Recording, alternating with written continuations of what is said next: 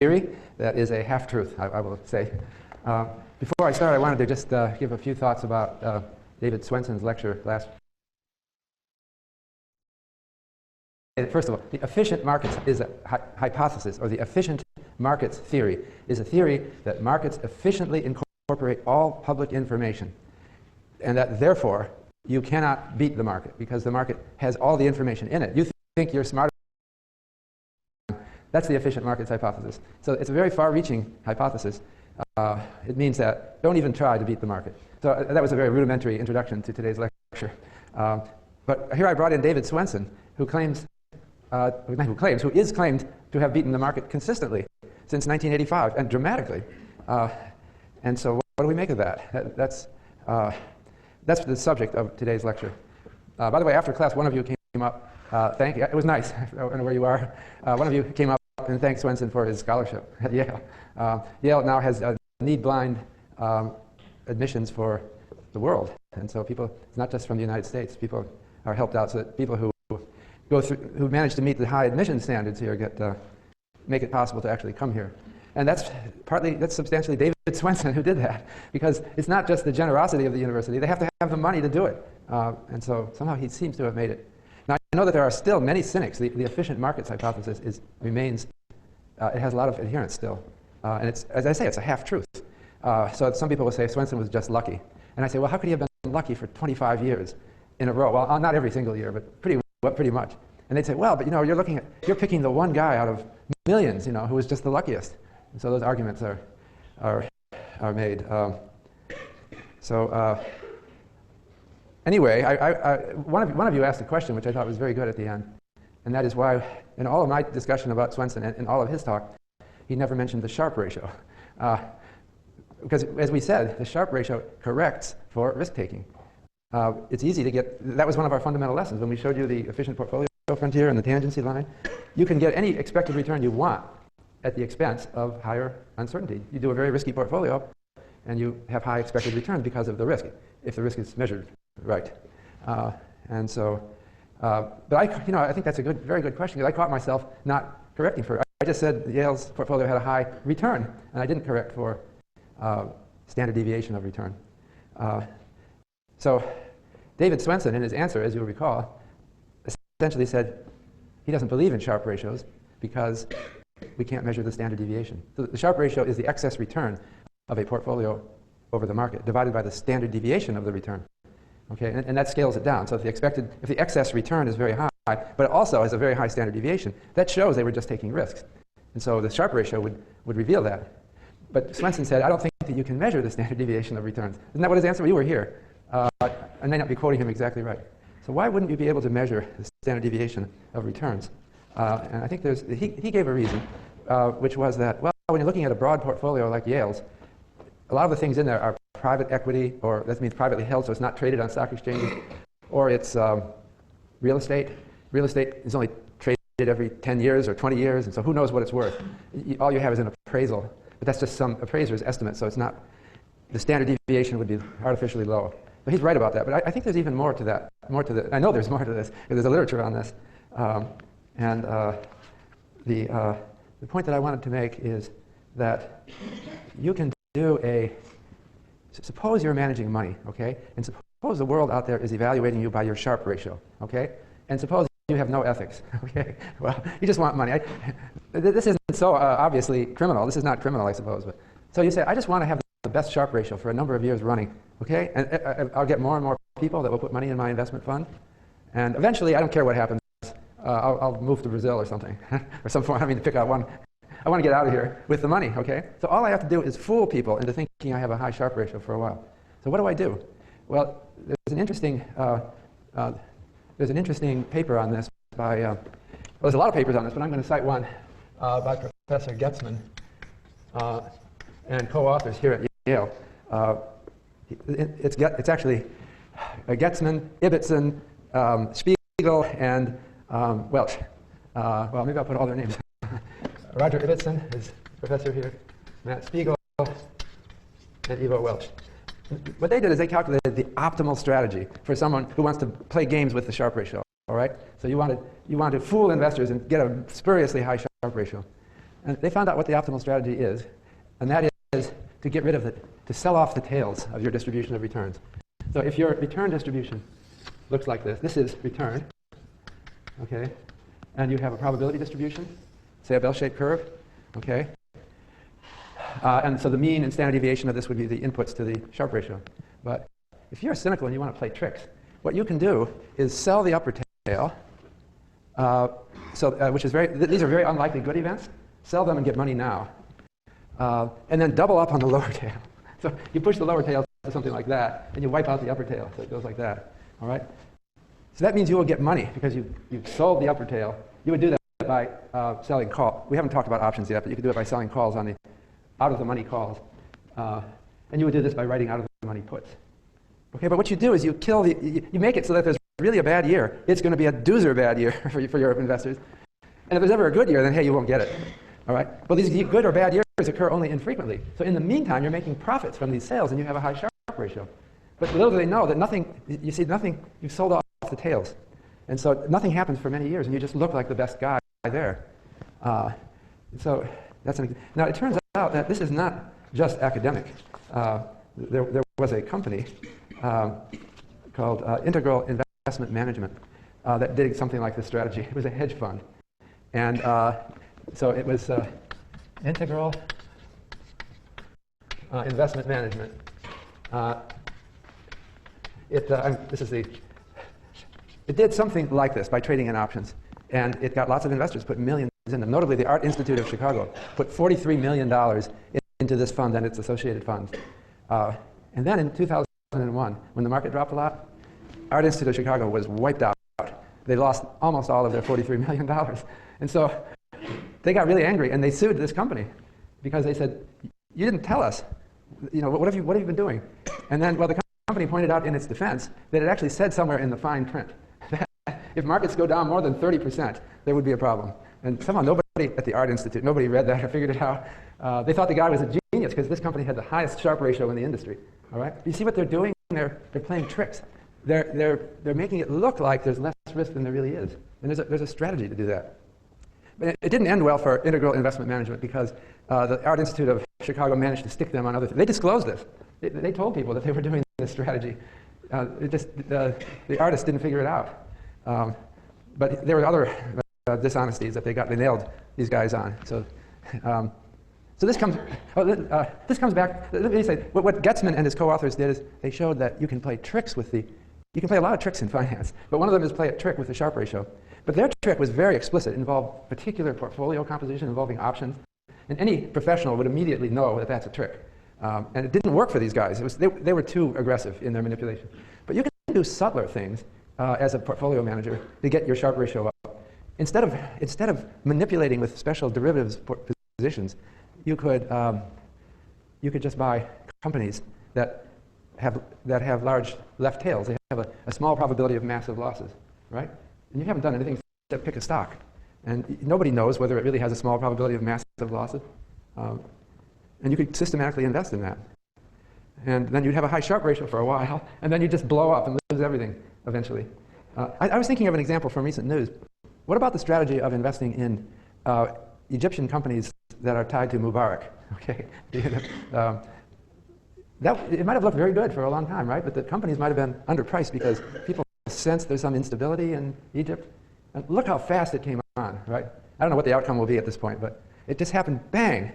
That's a tail event, right? You might look at Egyptian securities and think everything is stable and fine. It's been 30 years, nothing has happened. But someone knows or suspects that there's something maybe unstable, and you as an investor wouldn't know that by looking at the numbers. What I'm getting at is really what is the essence of Swenson's skill or contribution. It's not his ability to manipulate Sharpe ratios or numbers like that. I think what it has, to me, in my mind, is something to do with character and his real self and his real objectives. And this gets at what people in finance are really doing. I think that when you take a finance course in a university, you may not get a proper appreciation of how one in a career in finance develops a reputation for integrity. Nobody can really judge what you're doing as an investor because they can't judge it from the statistics. Even though we've developed this nice theory about Sharpe ratios and the like, you end up judging the person and what the person's real objectives are. I'll probably come back to that theme again. Let me also say this about doing the Getzman. Do you understand the strategy? It's a matter of it's like selling, investing in securities with time bombs in them that are going to go off eventually. You don't know exactly when, and they look good for a while, but they'll blow up. What does the law say about this? Well, the law in the United States and other countries emphasizes that an investment manager must not fail to disclose relevant information about a security. And it has to be more than boilerplate disclosure. You could write a prospectus, and you could say, for say, integral investment management, you could write up a prospectus and then say, but of course, past returns are not a guide to the future, and something could go wrong. That's a boilerplate disclosure, because people think, well, that's what everybody says. The law says that you have to actually actively disclose. If there's something that's relevant that would make your statistics misleading, you have to get their attention and explain it to them. That's the law. So I think it's laws like that, and it's the development of, it's not something that we specialize in academia. Well, we're trying to develop character, I suppose, but it's not just Sharpe ratios. And I think that tendencies to rely on numbers like this has led to errors in the past. So let me go to the more directly into today's lecture, and it's about the efficient markets hypothesis, which is a fascinating, and to me, a fascinating theory, which is not completely true, which makes it all the more interesting. The first statement of that I could find, I'm interested in the history of thought, so the first statement of the efficient markets hypothesis that I could find was in a book by George Gibson. I'm not good at chalk. It breaks on me. I'm too aggressive with chalk. I'll try to be more gentle. George Gibson, who wrote a book in 1889 called The Stock Exchanges of London, Paris, and New York. And he wrote, I'm quoting George Gibson, 1889, when shares become publicly known in an open market, the value which they acquire there may be regarded as the judgment of the best intelligence concerning them. He described the stock market as a kind of voting machine where people vote. If you think a share is worth more, you vote by buying it. If you think it's worth less, then it's in the market, you sell it. And everybody in the world can do that. It's open to the public. So the smartest people get into it, and then they soon make a lot of money doing it, so they have a lot of votes. So the smarter people have more votes. And you've got everyone there. If anyone has a special clue, they go right in and they buy if it's positive, or they sell if it's negative. So the smartest people go right in there and aggressively affect the value until it's right, and then there's no incentive to buy or sell. The other thing about Gibson, I should have copied the quote, but as I remember from the book, he says something in our modern electric age, information flows with the speed of light. Okay. And I was thinking, what is he talking about in 1889? Well, you know what he's talking about, the telegraph. And in fact, they had ticker machines. They were electronic printers that would print out stock quotes. So they were really in the information age by 1889. So this is what happened. Gibson said, you can't beat the market. It's just smarter because it's like Wikipedia is smarter than any one of us, right? Because it puts together all the thinking of all the people. Well, they had Wikipedia of a sort because they had the stock market. They had the price. So that is the statement that he didn't use the word efficient markets. Oh, actually, I tried to find the origin of efficient markets. Sometimes in the 19th century, people would say efficient markets, but they didn't. It wasn't a cliche yet. It wasn't a phrase that would be recognizable. It would be a chance. Even in this context, they would use it, but it was not a name for a theory yet. So the next efficient markets theorist I have, and I put this on your reading list, Charles Conant, who wrote a 1904 book called Wall Street and the Country. Wall Street and the Country. I put that one chapter on that on the reading list because it was a statement of the efficient markets hypothesis, which was remarkably well written, I thought. He starts out the chapter by pointing out that a lot of people think speculation is a kind of gambling or a kind of evil. Speculating on the stock market, that sounds like some wild activity that ought to be ruled out. But then he said, how can that possibly be true? The stock market is a central institution of all modern economies. To think that it's just gambling, it just defies common sense. But then he goes on and describes what it is that it does. And there's some really nice passages in Conant's book. In one passage he says, suppose for a moment that stock markets of the world were closed, what would happen? And he said, no one would know what anything is worth.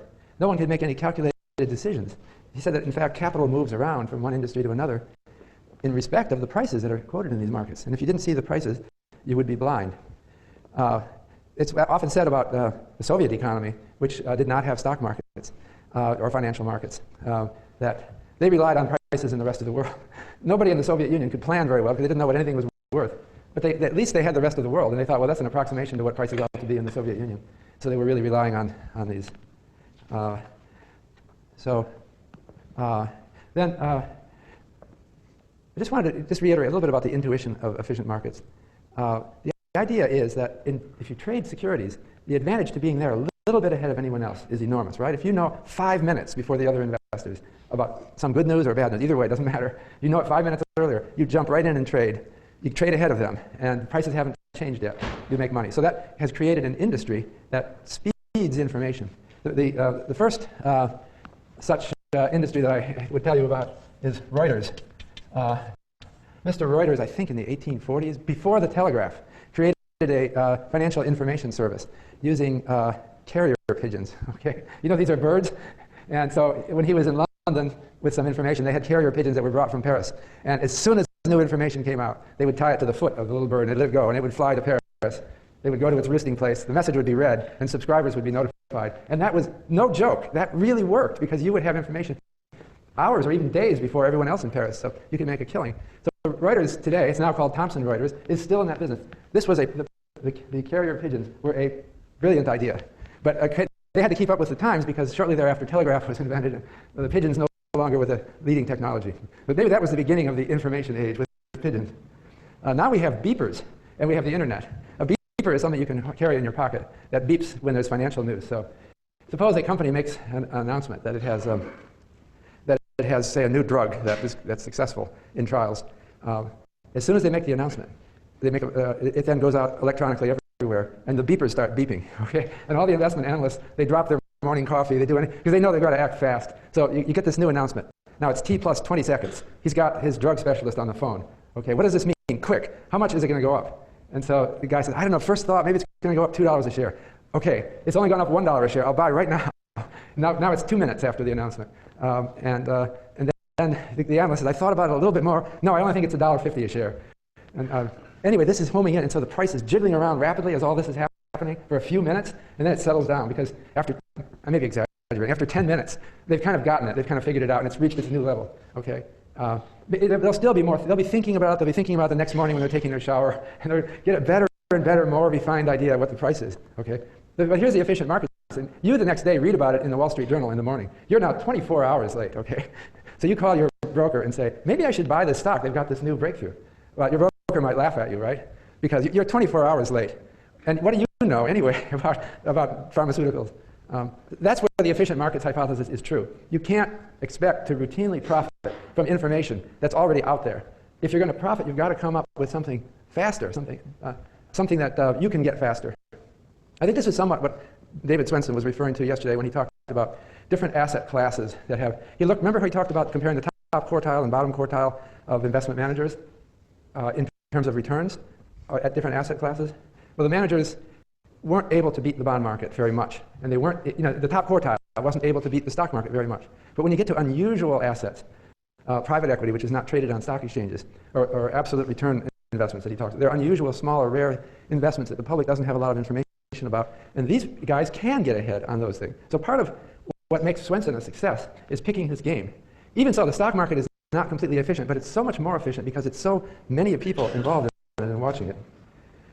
So maybe I should write here, because this is what we're talking about here, the efficient markets hypothesis.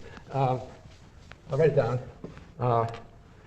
This is the name for this idea that was coined, or sometimes people say efficient markets theory. They're referring to what Conant and Gibson and other people had been talking about for a long time. It was common knowledge. The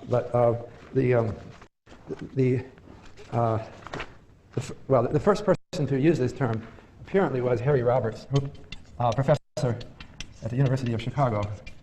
But he was made famous by Eugene Fama, who referred to it as Harry Roberts' idea. Eugene Fama is maybe the best-known finance professor in the country, I think. He's also at University of Chicago. And Fama, he's been talked about as a Nobel Prize candidate for a long time. He should have won, probably, even though his theory is not entirely right. I think his chances of getting it have dimmed a little bit because the theory is not looked upon as quite such absolute truth as it used to be. As I said, it's a half-truth. What I said before, what Conant said, is all well taken and right, but it's not. There's other nuances, and it's not exactly.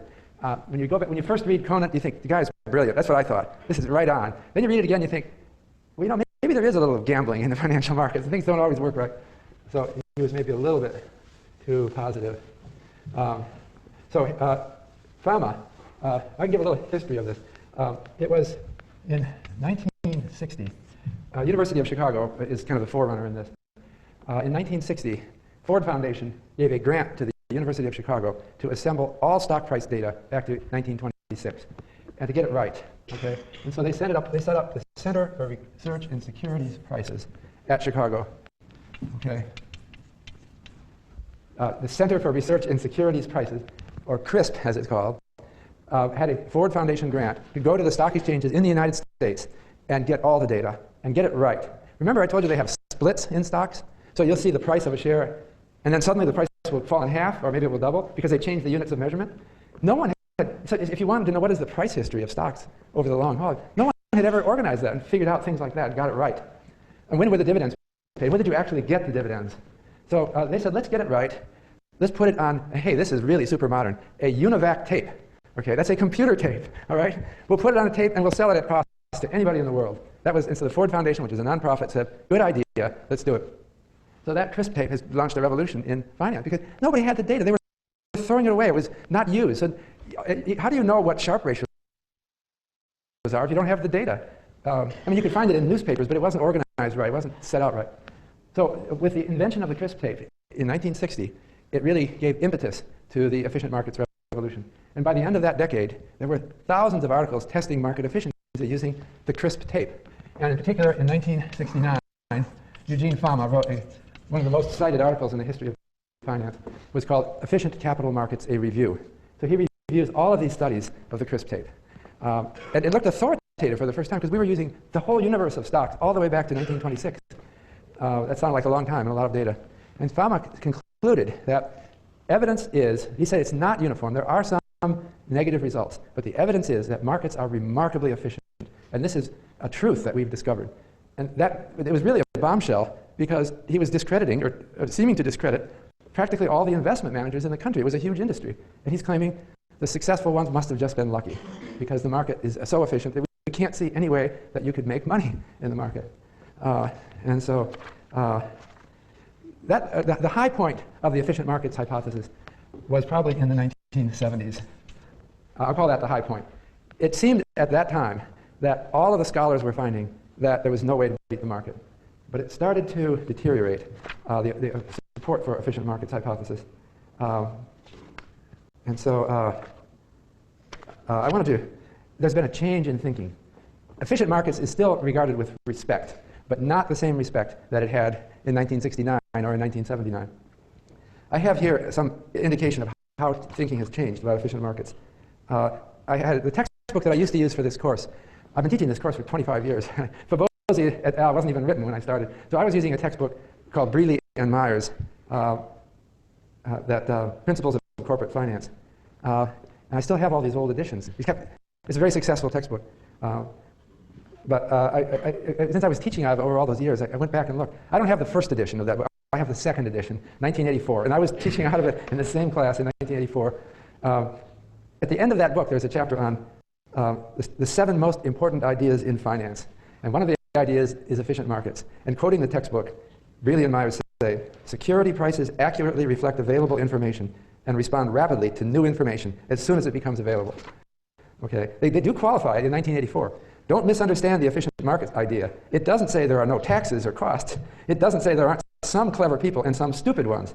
It merely implies that competition in actual capital markets is very tough. There are no money machines, and security prices reflect the true underlying value of assets. Okay, let me repeat that. Security prices reflect the true underlying value of assets. Okay, that's almost that's a pretty strong statement, right?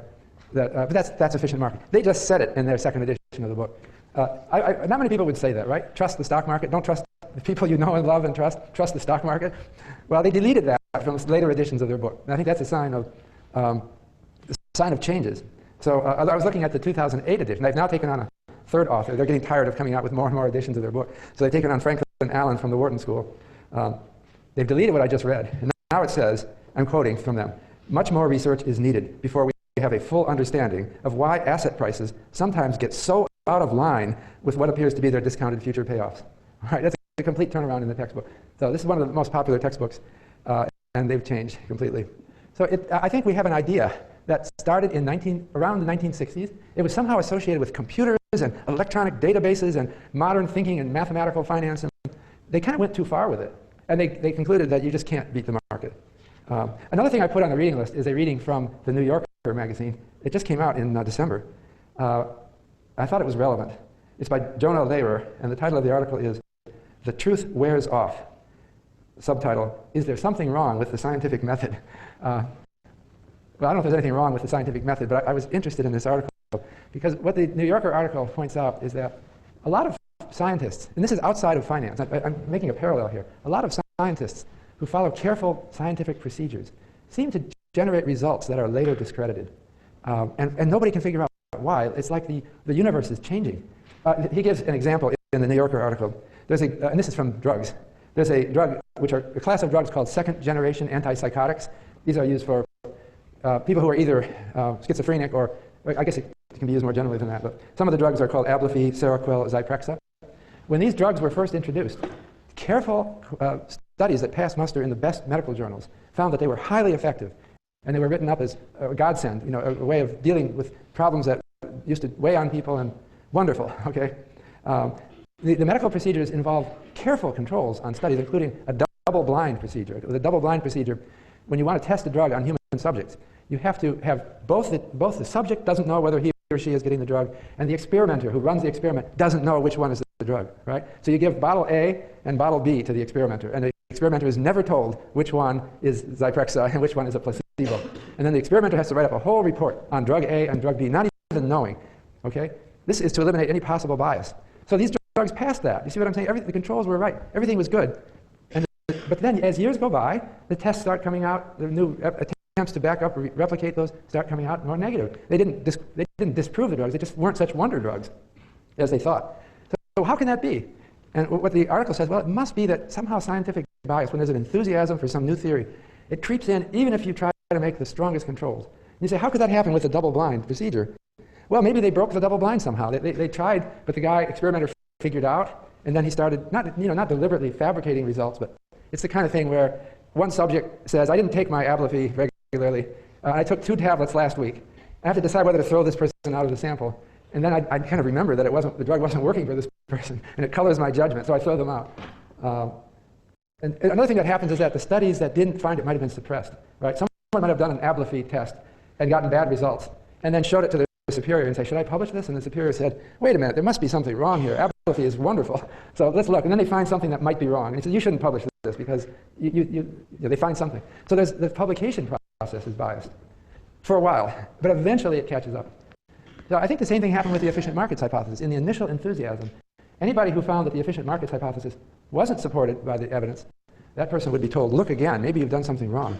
And so that's what happened.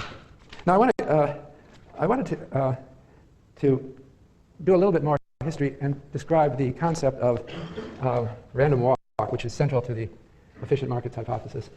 So let me start, though, with a little bit more history, technical analysis.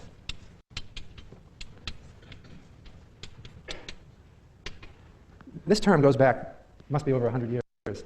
Technical analysis is the analysis of stock prices, or maybe other speculative asset prices, by looking at charts of the prices and looking for patterns that suggest movements in prices. The classic text of technical analysis is Edwards and McGee.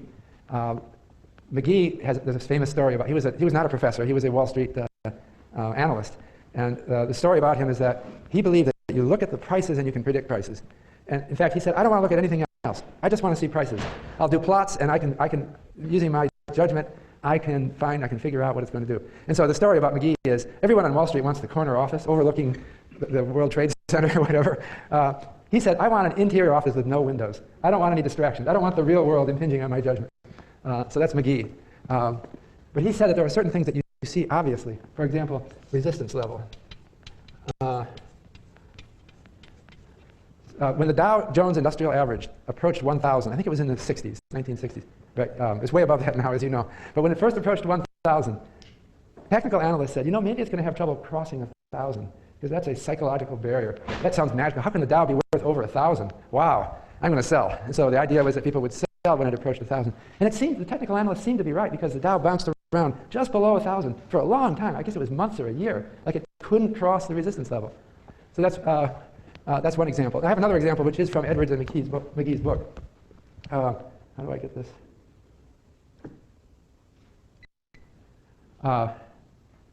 It's not coming up. Oh, that's because my thing went into hibernate. I have to do my password. There we are.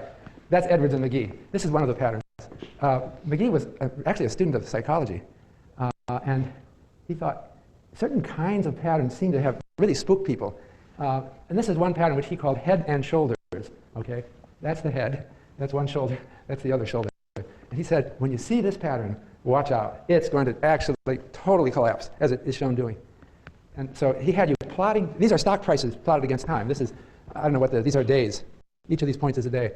And this is from their book, so it's a hypothetical. You hardly ever see such perfect head and shoulders patterns. And so that's one of the patterns. Maybe that's his most famous, Edwards and McGee, most head and shoulders. So the question is, does it work? Does it really work?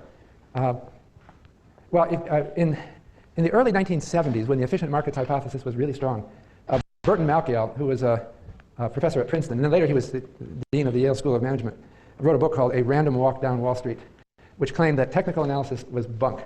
And he said many studies have shown that it doesn't work. This head and shoulders doesn't work. None of Edwards and McGee's stuff worked. Well, there were lots of studies, but I actually met him at a cocktail party after his book came out, and I said, you didn't footnote all those studies about technical analysis. Where are they? I can't find them. I did a search. Not on the internet. I did it on something else, but I was able to search. And I couldn't find them. Where are they? And I found that he didn't have an immediate answer. I suspected he was extrapolating. But there was a literature on testing market efficiency. They looked for things like momentum, whether that continued. But there was something a little bit wrong with the literature. It wasn't, and not many people really confronted technical analysis. Later, there were people who did look at some of Edwards and McGee's points, and they found some element of truth to them. So I think the answer is McGee wasn't a total idiot, as you might infer from the efficient markets theory.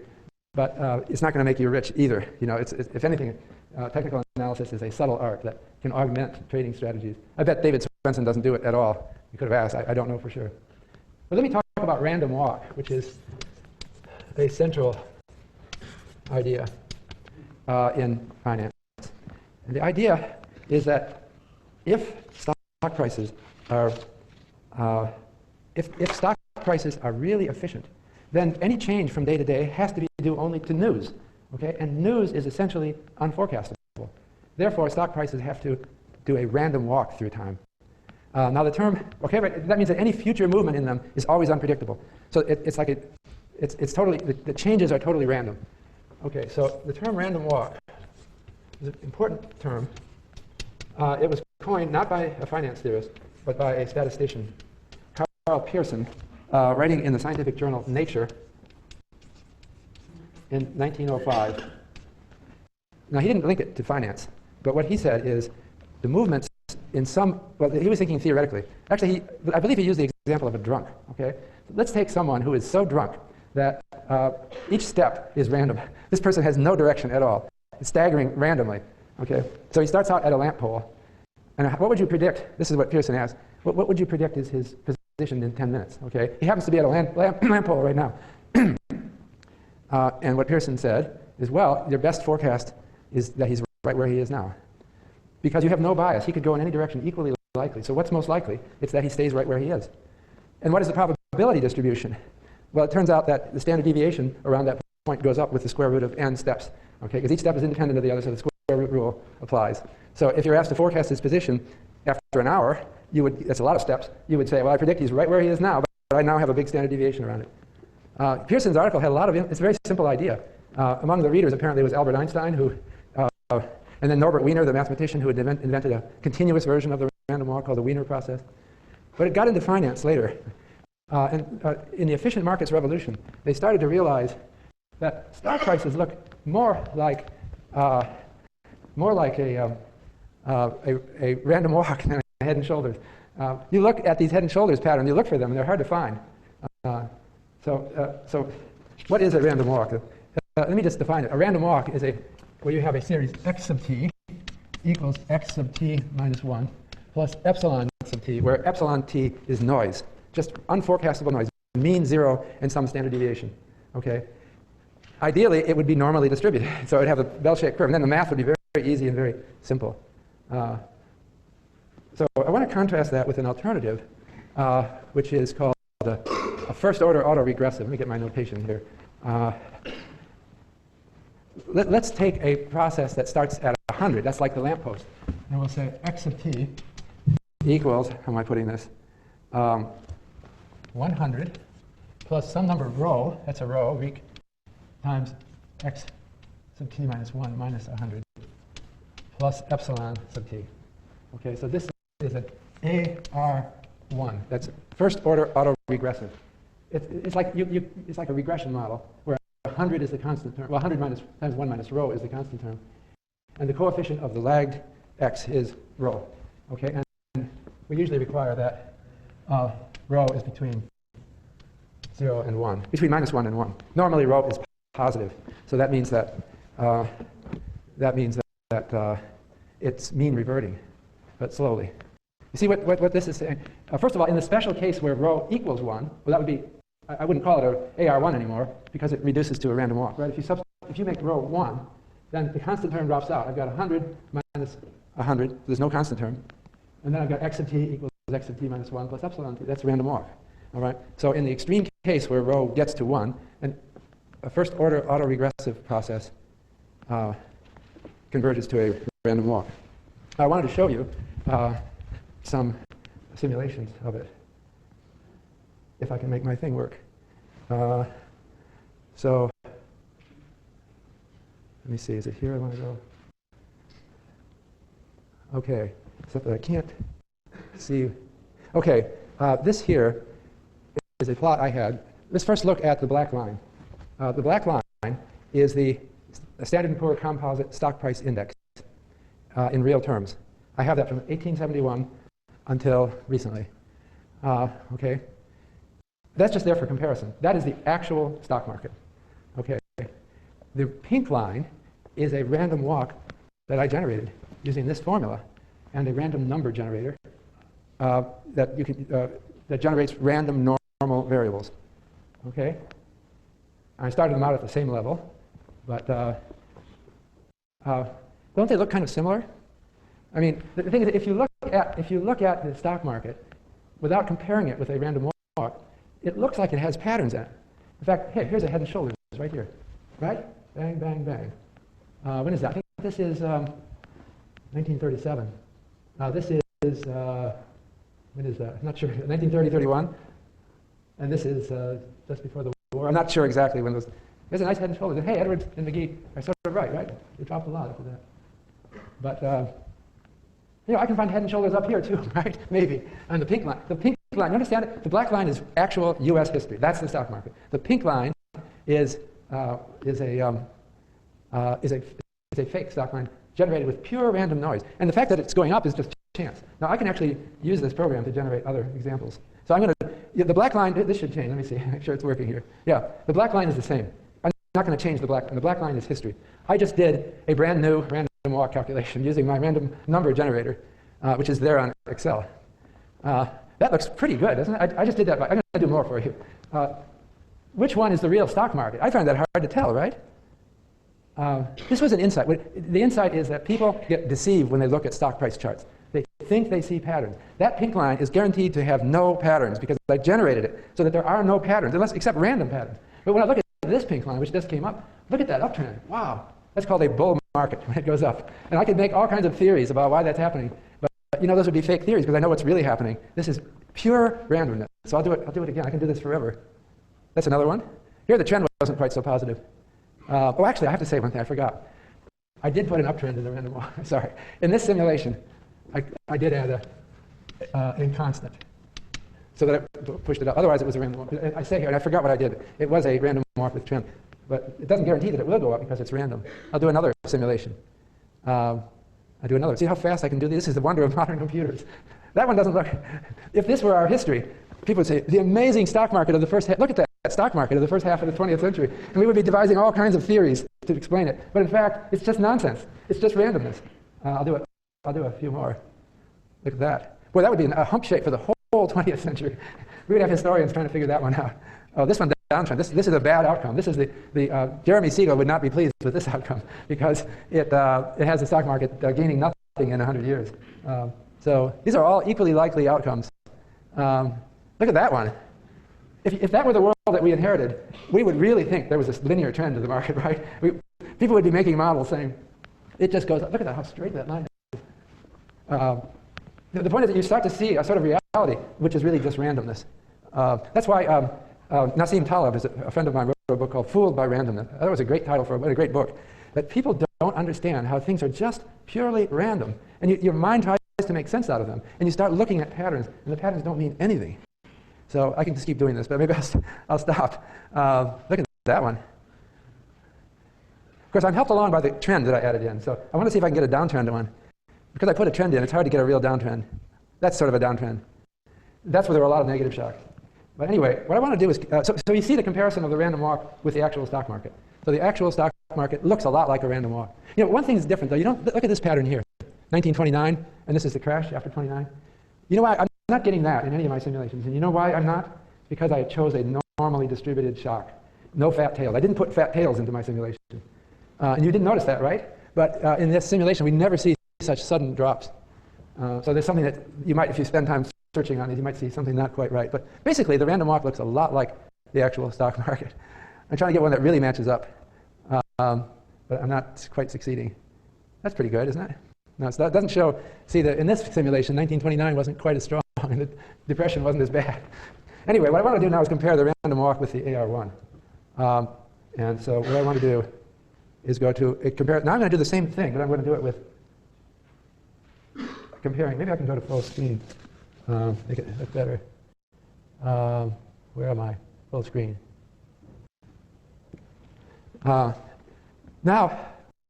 wait a minute. This is the same thing. I'm sorry. What am I? I was trying to get. Maybe it's not working right. Why do I have the actual stock market? I can't quite get it.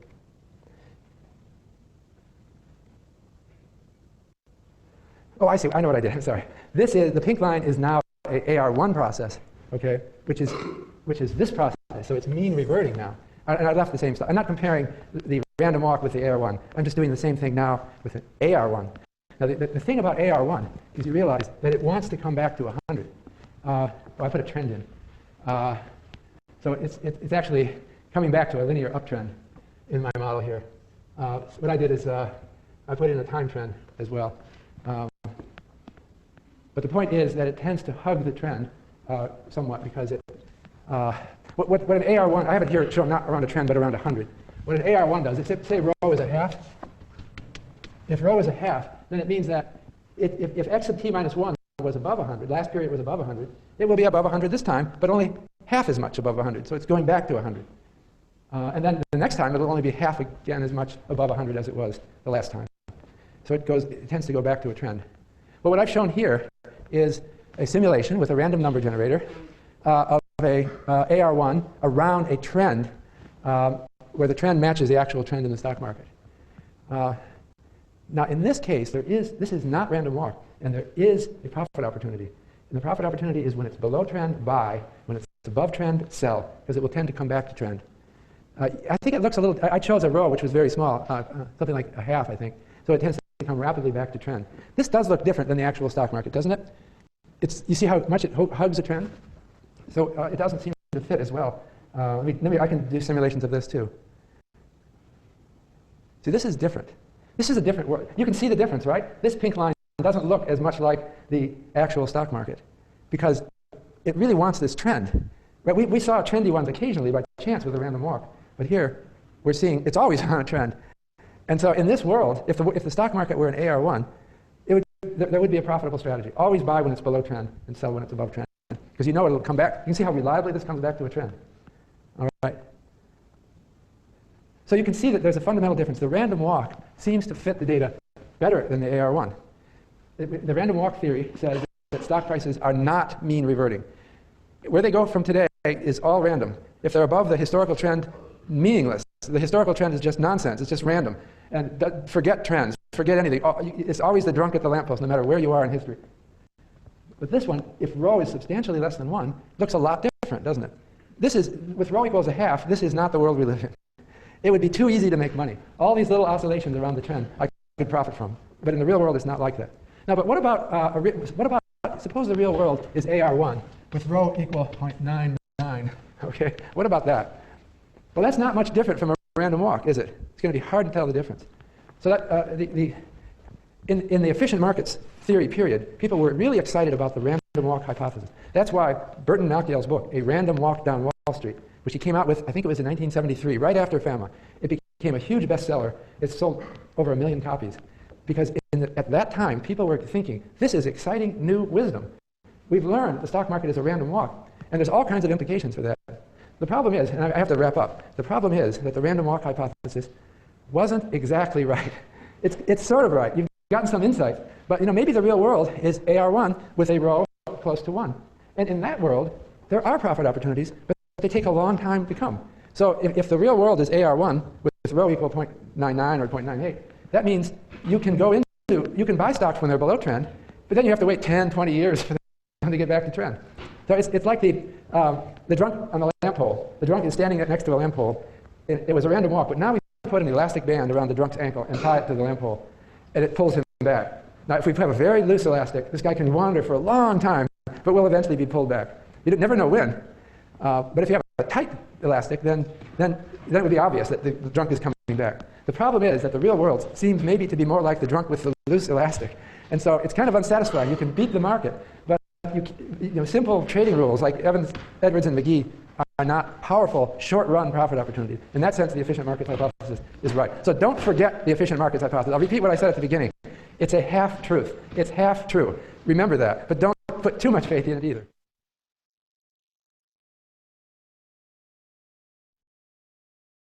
So I want to talk about a number of technical topics first. I'm going to start with a model, an Irving Fisher model of interest, and then I'm going to talk about present values and discount bonds, compound interest, conventional bonds, the term structure of interest rates, and forward rates. These are all technical things. And then I want to get back and think about what really goes on in debt markets. There's 2 assignments for this lecture. One is several chapters out of the Fobosi et al. Manuscript. And then there's a chapter from my forthcoming book that I'm currently writing. But that is the most meager chapter that I've given you yet. So the book is not done. So I think the real reference for this is the Fobosi manuscript at this point.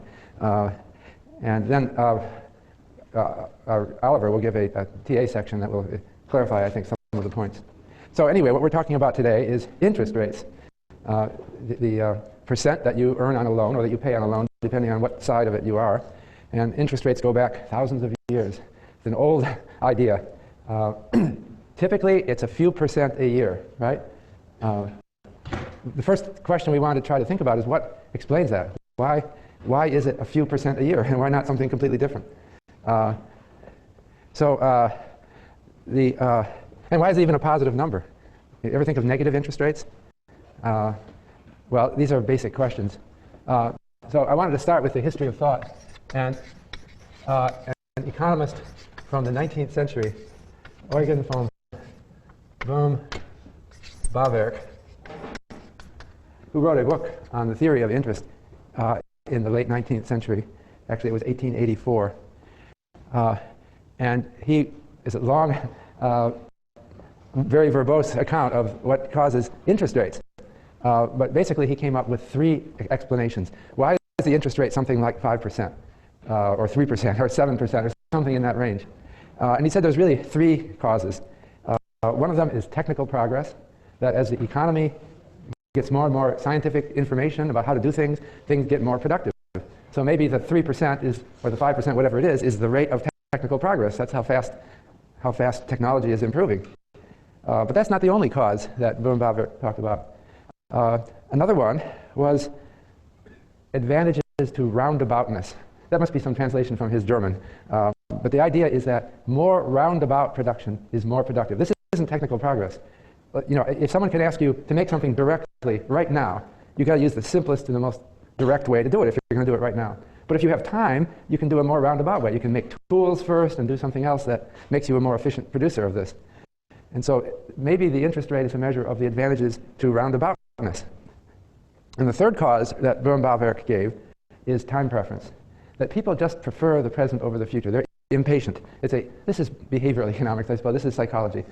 That, you know, you've got a box of candy sitting there, and you're looking at it, and you're saying, well, I should really enjoy that next year. Well, maybe it would spoil by next month, but somehow you don't. You have an impulse to consume now. So maybe the rate of interest is the rate of time preference. That maybe people are, you know, why is the interest rate 5%? It's because people are 5% happier to get something now than to get it in the future. So he left that train of thought for us. This was not mathematical economics. It was literary economics. But the next person I want to mention in the history of thought is Irving Fisher, who was a professor at Yale University. But he wrote a book in 1930 called Theory of Interest. And it is the all-time classic, I think, on this topic. So Irving Fisher is, he's talked about it in your textbook by Fabozzi and talked about in many textbooks. He graduated from Yale. I mentioned this since you're Yale undergrad. He was a Yale undergrad, graduated, maybe it was in 1885. He got the first economics PhD at Yale University in the 1890s. And he just stayed here in New Haven all his life. And if you were living in New Haven in the early 20th century, you'd know him because he was a jogger. Nobody else jogged. He would exercise and run around campus so everyone would see him. In the 19-teens or 20s, nobody did that, but he did. It was a health nut, among other things. But I'm not going to talk. I could talk a lot about him. He's a fascinating guy. I'll tell you one more story about him. He would invite students to his house for dinner, and he would explain to them before dinner that he believed that proper eating required that you chew every bite 100 times before you swallow it. So he would tell the students to do that, and it slowed down conversation at dinner a great deal. That's not what he's known for. What he's known for is, among other things, his theory of interest. So this is what's talked about in your textbook, and I wanted to start out with Irving Fisher because, by the way, I don't know when this room was built. Did anyone know? Since he died in 47, he probably lectured from the same blackboard, right? So I don't know, the same slate. It could be, right? It could go back to that time. So I'm going to put back on the board what he had on this board, I'm assuming, in sometime in the 1930s. Well, what your textbook author, Fabozzi, emphasizes for a theory of interest is something that came from Fisher, but it's very simple. And he says the interest rate, and this is Fabozzi's distillation of Irving Fisher, the interest rate is the intersection of a supply and demand curve for savings. So I'm going to put saving, S, on this axis. And on this axis, I'm going to put the interest rate, call that R. I don't know why we commonly use R for interest. It's not the first letter, it's in the middle of the word. And the idea is that there's a supply of saving at any time that people then wish to put in the bank or someplace else to earn interest. And the theory is that the higher the interest rate, the more people will save. So we have an upward sloping supply curve. Now this S means supply, whereas this S down here means saving, okay? And then there's a demand for investment capital, right? The bank lends out your saving to businesses, and the businesses want to know what the interest rate is. The lower the interest rate, the more they'll demand. So we have a demand curve for saving. And then the intersection of the two is the interest rate. Well, it gives the interest rate on this axis and the amount of saving on the other axis. That's a very simple story. And that's what Fabozzi covers in your text. But I wanted to go back to another diagram that Fabozzi et al. Did not include in their textbook, but it also comes from the 1930 book, Theory of Interest. That is a diagram that shows a two-period story. And the thing I like about this two-period diagram is that it brings out the Bohm-Bawerk causes of interest rate in a very succinct way. So this is the second Irving Fisher diagram. And I'm going to do a little storytelling about this. Remember the book Robinson Crusoe? was written by Jonathan Swift in the 1700s. It was the story of a man named Robinson Crusoe who was marooned on an island all by himself and had to live on his own with no help. This is a famous story. We call it a Robinson Crusoe economy. There's only one person in the economy. So, of course, there's no trade. But we'll move to a little bit of trade. But I'm just telling you a story of the rate. There'll be a rate of interest on Robinson Crusoe's island. Okay. So here is, I'm going to show here consumption today. And on this axis, consumption next year. All right. And I don't know what, I don't remember the novel. Did anyone here read it? You must have read, somebody must have read Robinson Crusoe. But I'm not going to be true to the story. The story I'm going to tell is that Robinson Crusoe has some food. That's all. The whole economy just is, let's say it's grain. I don't know how he got that on the island. He's got grain, and he's deciding how much to eat this year and how much to plant for next year. So the total amount of grain he has is right here, okay? So that is his endowment of grain. And he could eat, that's the maximum he could eat. But if he eats it all, there won't be any grain to plant for next year, okay? So he better not eat it all, okay, or he'll starve next year. Now, in a simple linear production with technology that's linear, he can choose to set aside a certain amount of grain, which is the difference between what he has and what he's consuming. And then that will produce grain next period. So I'm going to draw a straight line. That's supposed to be a straight line. These are all supposed to be straight lines here. Okay? Okay? And that is his choice set under linear technology. I'm drawing it with no decreasing returns. The idea is that for every bushel of grain that he plants, he gets 2 bushels next year, or whatever it is, okay? And so if he were to consume nothing this period, he would have, if I drew this thing with the right slope of -2, he would have twice as much. This is the maximum he could have next period, okay? And so he could consume anywhere along this point, this line, okay? And this would be the simplest Robinson Crusoe economy. Now, in fact, so what does he do? Remember from elementary microtheory, he has indifference curves between consumption today and consumption tomorrow. Remember these? These are like contours of his utility. We typically draw them like this, okay? So what does he do? He maximizes his utility and chooses a point that with the highest indifference curve touching the production possibility frontier. This is the PPF, the production possibility frontier. And that determines the amount that he consumes and the amount that he saves. So he consumes this amount here, and the difference between his endowment and his consumption is his saving. And then next period, he consumes this amount. All right, that's simple micro theory. That's familiar to you? Now, so in this case, the interest rate, the slope of this line, the slope is equal to -1 plus r, where r is the interest rate. Okay, so in this case, I've told a very simple story. It has only one Bohm-Bavinck cause. It's roundaboutness. Well, maybe there's technical progress too. I don't know. It has maybe a couple of his causes. If as time goes by, Robinson Crusoe figures out better how to grow grain, there could be a technical progress component. But preferences don't matter in this story, right? The preferences are represented by his indifference curves. And since I've got a linear production possibility frontier, impatience doesn't matter. The interest rate in this case is decided by the technology, the slope of the curve. So we don't have all of Bohm-Bavinck's causes yet. Okay. Next step. That was the simplest Irving Fisher story. The next step is, let's suppose, however, that there are diminishing returns to investment in grain. All right. That means, for example, maybe when he grows a little bit of it, he's very good at it, and he produces a big crop. But as he tries to grow more grain, he gets less productive. Maybe he has to do it on the worst land, or he's running out of water, or something is not going right. Then we would change the production possibility frontier so that it's concave down, okay? Something like that. You see what I'm saying? Diminishing returns to investment produce, as you keep trying to add more and more grain to your production, as you save more and more, you get less and less return. So now we have a new production possibility frontier that is more complicated. So now what happens? Suppose, forget this straight line which I drew first, and now consider a new production possibility frontier that's curved downward. Well, what does Robinson Crusoe do? Well, Robinson Crusoe picks the highest indifference curve, right, that touches this production possibility frontier. So that means he finds an indifference curve that's tangent to it, and he chooses that point. Okay. Now, okay, do you see? So this is what Robinson Crusoe would do. Now the interest rate is the slope of the tangency. between the indifference curve and the production possibility frontier. It's the same for both. And this was the insight that Bohm-Bawerk maybe had a little trouble getting.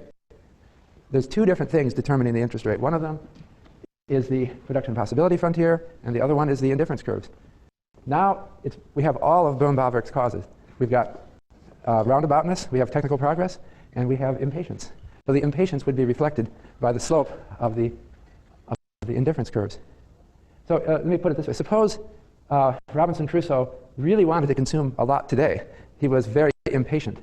That means that his indifference curves, now, did you give me colored chalk? Oh, we have a little yellow. All right. Suppose Robinson Crusoe is very impatient. He wants to consume now. He doesn't care about the future. Then his indifference curves might look, I'll just draw a tangency. His indifference curves might look different. They might look like this. Okay? So he would have a tangency further to the right, consuming more today and less in the future. Okay? Now the slope here is different than the slope here, right?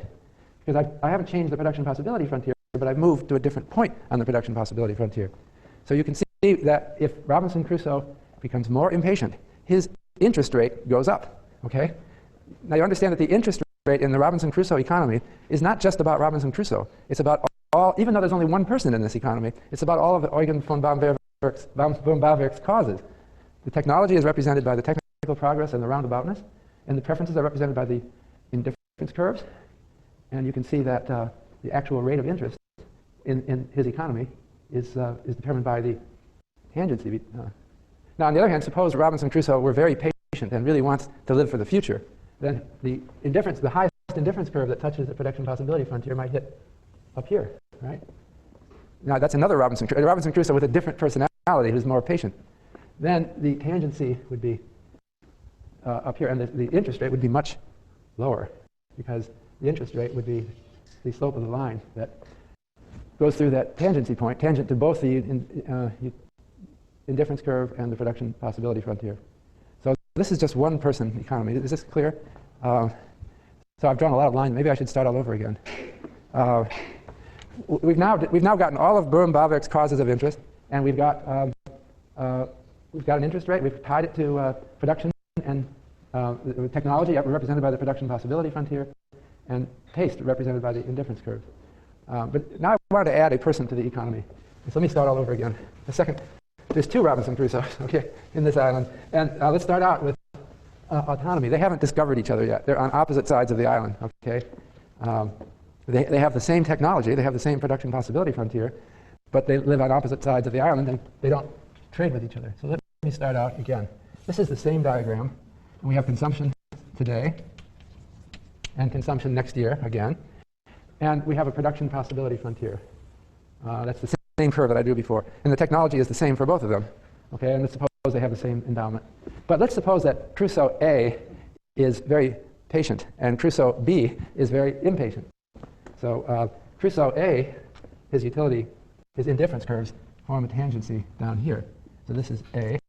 And Crusoe B's indifference curves are up here. This is B. Okay? And so they are planning to plant. That means that Crusoe A will be saving very little. I mean, will be consuming a lot. Did I say A was A is the impatient one, the way I've drawn it. Consuming a lot now and not saving much for the future. But is maximizing his utility. That's why we have the highest indifference curve shown here, which is tangent.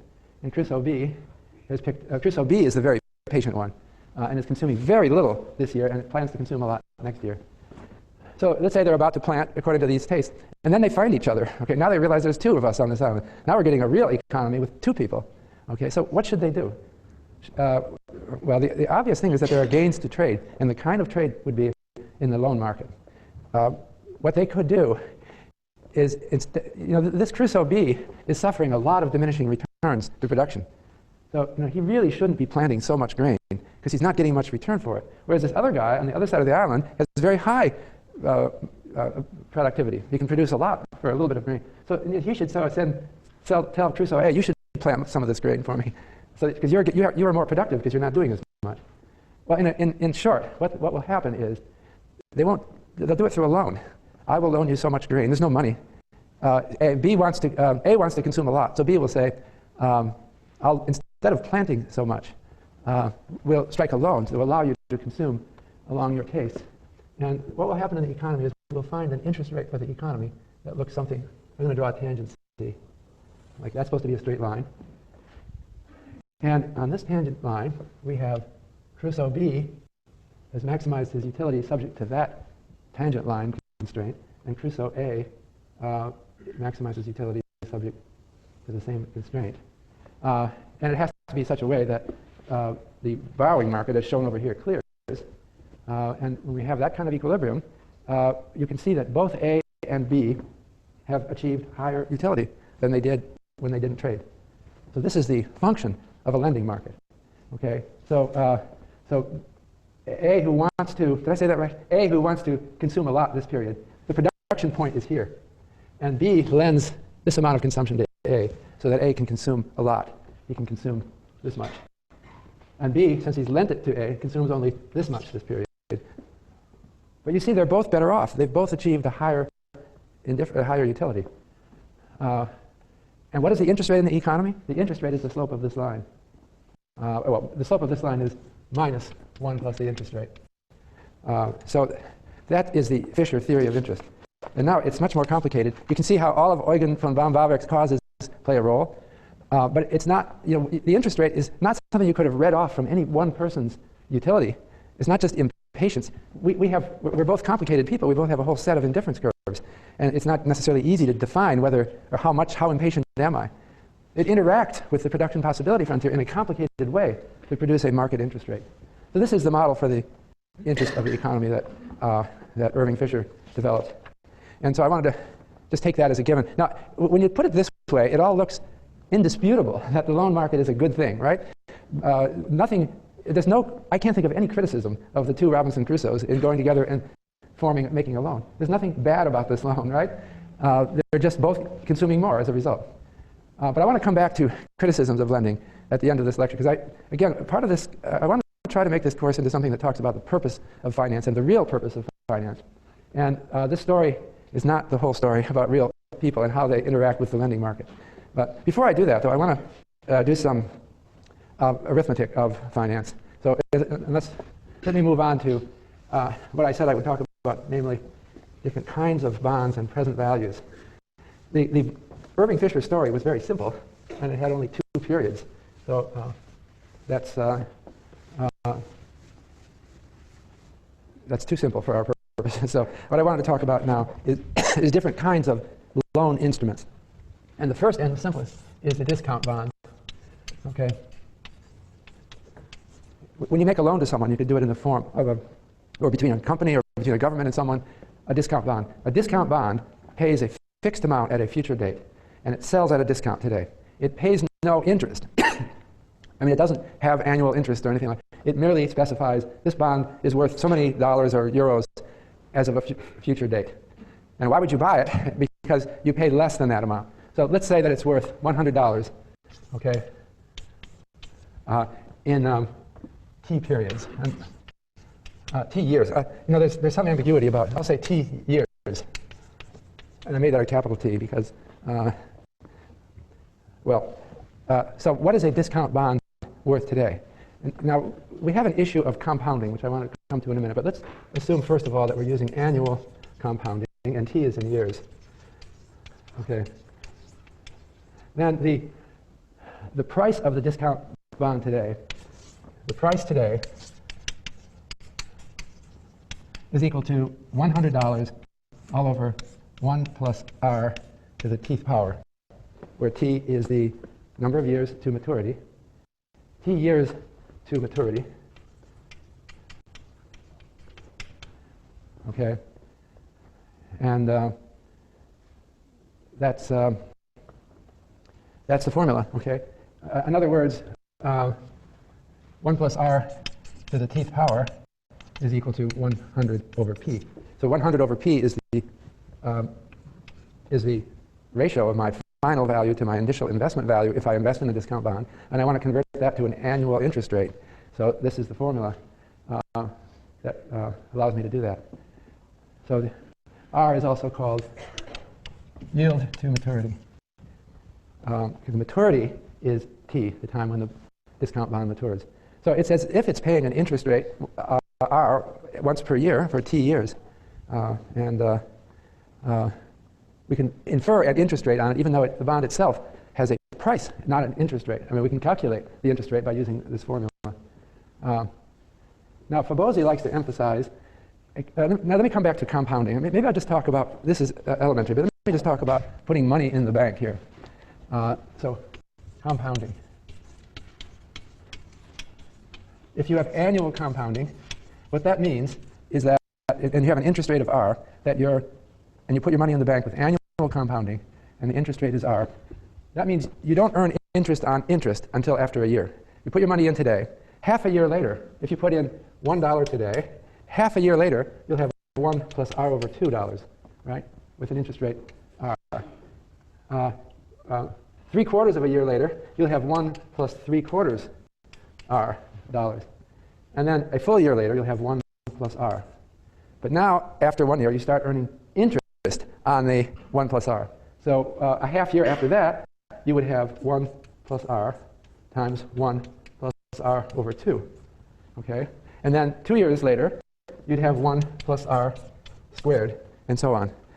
That's annual compounding. But the bank could offer you a different formula. They could offer you every 6-month compounding, twice a year compounding. Then here's the difference. After half a year, you'd have 1 plus R over 2, as before. But now, after 3/4 of a year, you would have instead 1 plus R over 2 times 1 plus R over 4, and so on. Okay? Now, what Fabozzi likes to do is compounding every 6 months. This is what might make the textbook a little confusing, because we naturally think of annual compounding, because a year seems like a natural interval. But in finance, 6 months is more natural, because by convention, a lot of bonds pay coupons every 6 months. So Fabozzi uses the letter Z to mean R over 2. And his time intervals are 6 months long. Okay? So that means that the formula that Fabozzi gives for a discount bond, since it assumes a different compounding interval, the Fabozzi assumption, he writes P equals 100 all over 1 plus Z to the lowercase 2t, where lowercase t is 2t. And so that's the Fabozzi formula for the price of a discount bond. And of course, it only applies at every 6 month interval. He's not showing what it is at 6.5 months or something like that.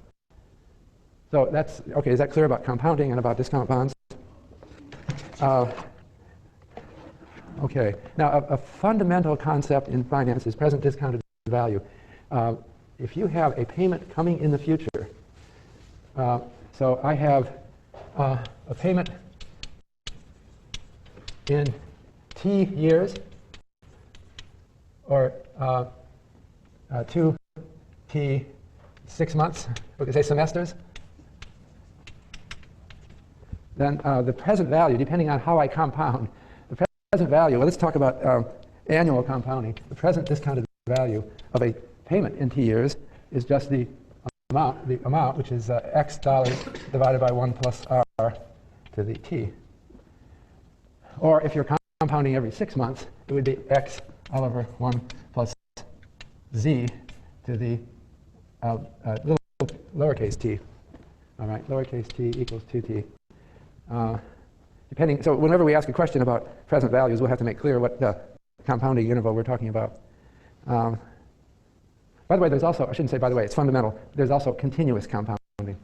I talked about compounding annually or twice a year. I can do it 4 times a year. If I do it 4 times a year, that means I pay 1/4 of the interest after 3 months, and then I start earning interest on interest after 3 months, and so on. What if you compound really often? Not every. You could do daily compounding, or that would mean you would pay. You would start earning interest on interest 365 times a year. The limit is continuous compounding. Okay. And the formula for continuous compounding is e to the rt, where e is the natural number 2.718. R is the continuously compounded interest rate. So your balance equals the initial amount, what did I say, $1 times e to the rt. That's continuous compounding. Okay. Now, if you have a number of, so the unfortunate thing is that present values allow us to compute present values in different ways depending on what kind of compounding I'm assuming. But if I have a sequence of payments coming in, the present discounted value of the sequence, and suppose they come in once a year, then it would be natural to use annual compounding, and then the present discounted value, PDV, is the summation of the payments. And what am I calling them here? X sub I all over 1 plus R. No, I say X sub T all over 1 plus R to the T, from T equals 1 to infinity. And that's the present discounted value for annual compounding of annual payments. And if, suppose the payments are coming in every 6 months, as they do with corporate bonds, then it might be natural to do compounding every 6 months. So then we do PDV is equal to the summation T equals 1 to infinity X sub T all over 1 plus R over 2 to the T. And limiting, if I want to do continuous compounding, suppose I have payments that are coming in continually, then the present discounted value would be the integral from 0 to infinity of X sub T e to the minus RT dt. And that would be a continuously compounded present value for a continuous stream of payments. So if someone is offering me payments over time, then the payments then have to be summed somehow into a present value. And this is, in finance, it often happens that people are promising to pay you something at various future intervals over time. And you have to recognize that payments in the future are worth less than payments today. Just as a discount bond, it's worth $100 in 5 years, but it's not worth $100 today. It's worth 100 all over 1 plus R to the T, appropriately compounded. So the interest rate, and that's true generally, anything in the future is worth less. So present discounted value is one of the most fundamental concepts in finance, that whenever someone is offering me a payment stream in the future, you discount it to the present using these formulas. So for example, if you are lending to your friend to buy a house and the person is promising to pay you over the years, then you've got to figure out, well, what is that payment worth right now? And you would take the present value of it. There's a few present value formulas that are essential. And I'm going to just briefly mention them. The present value of a console or perpetuity. A perpetuity or a console is an instrument that pays the same payment every period forever. Okay? It's named after the British consols that were issued in the 18th century. They were British government debt that had no expiration date, and the British government promised to pay you forever an amount. Okay, what is the present value? Now we'll call the amount that the console pays its coupon. Okay, and let's say the coupon were £1 per year. If it was paying £1 per year and we're using annual coupons, annual compounding, then the present discounted value is equal to £1, okay, over the interest rate. That's very simple because this bond will always pay you £1, and so what is the interest rate on it? It's going to equal, your £1 is equal R over the present discounted value. So the price of the bond of the console should be the payment divided by the interest rate. Another formula is the formula for an annuity. Okay, an annuity is a different kind of payment stream. It's a console for a while and then it stops. An annuity pays a fixed payment each period until the expiration of the maturity of the. So the formula for so it pays, let's say X pounds, let's not say £1. If it pays X pounds every year, then the present discounted value, it pays X pounds from T equals 1 to capital T, and then it stops. Capital T is the last payment. Then the formula is X over R times 1 minus 1 all over 1 plus R to the Tth power. So that's the annuity formula. And that's very important because a lot of financial instruments are annuities. The most important example being a home mortgage, a traditional home mortgage. You might take out a 30-year mortgage when you buy a house. And the mortgage will generally say, in the United States, it's not so common in other countries, but in the United States, it will say you pay a fixed amount. Well, usually it's monthly, but let's say annually for now, okay? A fixed amount every year as your mortgage payment. And then you pay that continually until 30 years has elapsed, and then you're done. No more payments, okay? the final thing I want to talk about is a corporate bond, or a conventional bond, which is a combination of an annuity and a discount bond. And so a conventional corporate bond or government bond pays a coupon every 6 months. So a conventional bond pays coupon C, an amount C, in dollars, pounds, or whatever currency, every 6 months. And principal plus C at the end. So that means that you, it's really an annuity and a discount bond together, right? And so the present discounted value for the conventional bond would be the sum of the present discounted value for the, using the annuity formula for x equals C, plus the present discounted value of the principal, which is given by the, well, it would be this one where we have R over 2, because it's every 6 months. And then the final, I think it's the final concept I want to get at before talking a little bit about other matters. I want to talk about forward rates and the term structure of interest rates. Now, at every point in time, there are interest rates of various maturities quoted. And we want to define the forward rates implicit in those maturity formulas. And this is covered carefully in your textbook for BOSI. I'm just going to do a very simple exposition of it. So the forward rates are the concept of a forward rate, forward interest rate, is due to Sir John Hicks in his 1939 book, Value and Capital. Value and Capital. About 20 years ago, I was writing a chapter for the Handbook of Monetary Economics about interest rates. And I was trying to confirm who invented the concept of forward interest rates. So I'll build a little story around this. But I thought it was Sir John Hicks reading his 1939 book, and I couldn't find any earlier reference. So I asked my research assistant, can you confirm for me that the concept of a forward interest rate is due to Hicks? And my graduate student looked around and tried to find earlier references to it, and he could not. And then one day the graduate student came to me and said, this is like 20 years ago, the graduate student said, why don't you ask Hicks?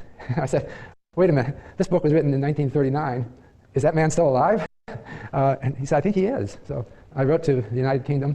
I found his address, I forget, Cambridge or Oxford, I forget. And I said, did you invent the concept of forward interest rates? And then 6 months went by and I got no answer.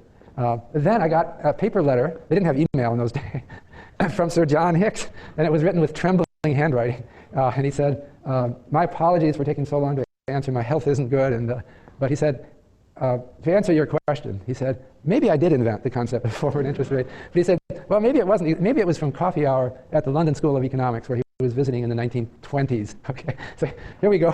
Sir John Hicks is reminiscing to me about what happened in coffee time in the 1920s. He said, we were thinking about, so I'm just trying to convey what he told me they were thinking. At any point of time, you open the newspaper and you see interest rates quoted for various maturities. That's called the term structure of interest rates.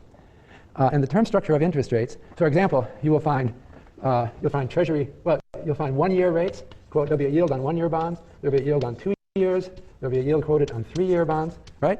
Let me tell you, right now, for most of the world today, if you want to borrow money for 1 year, it's really cheap. In Europe, or UK, US, over much of the world, it's like 1%. US, it's less than 1%.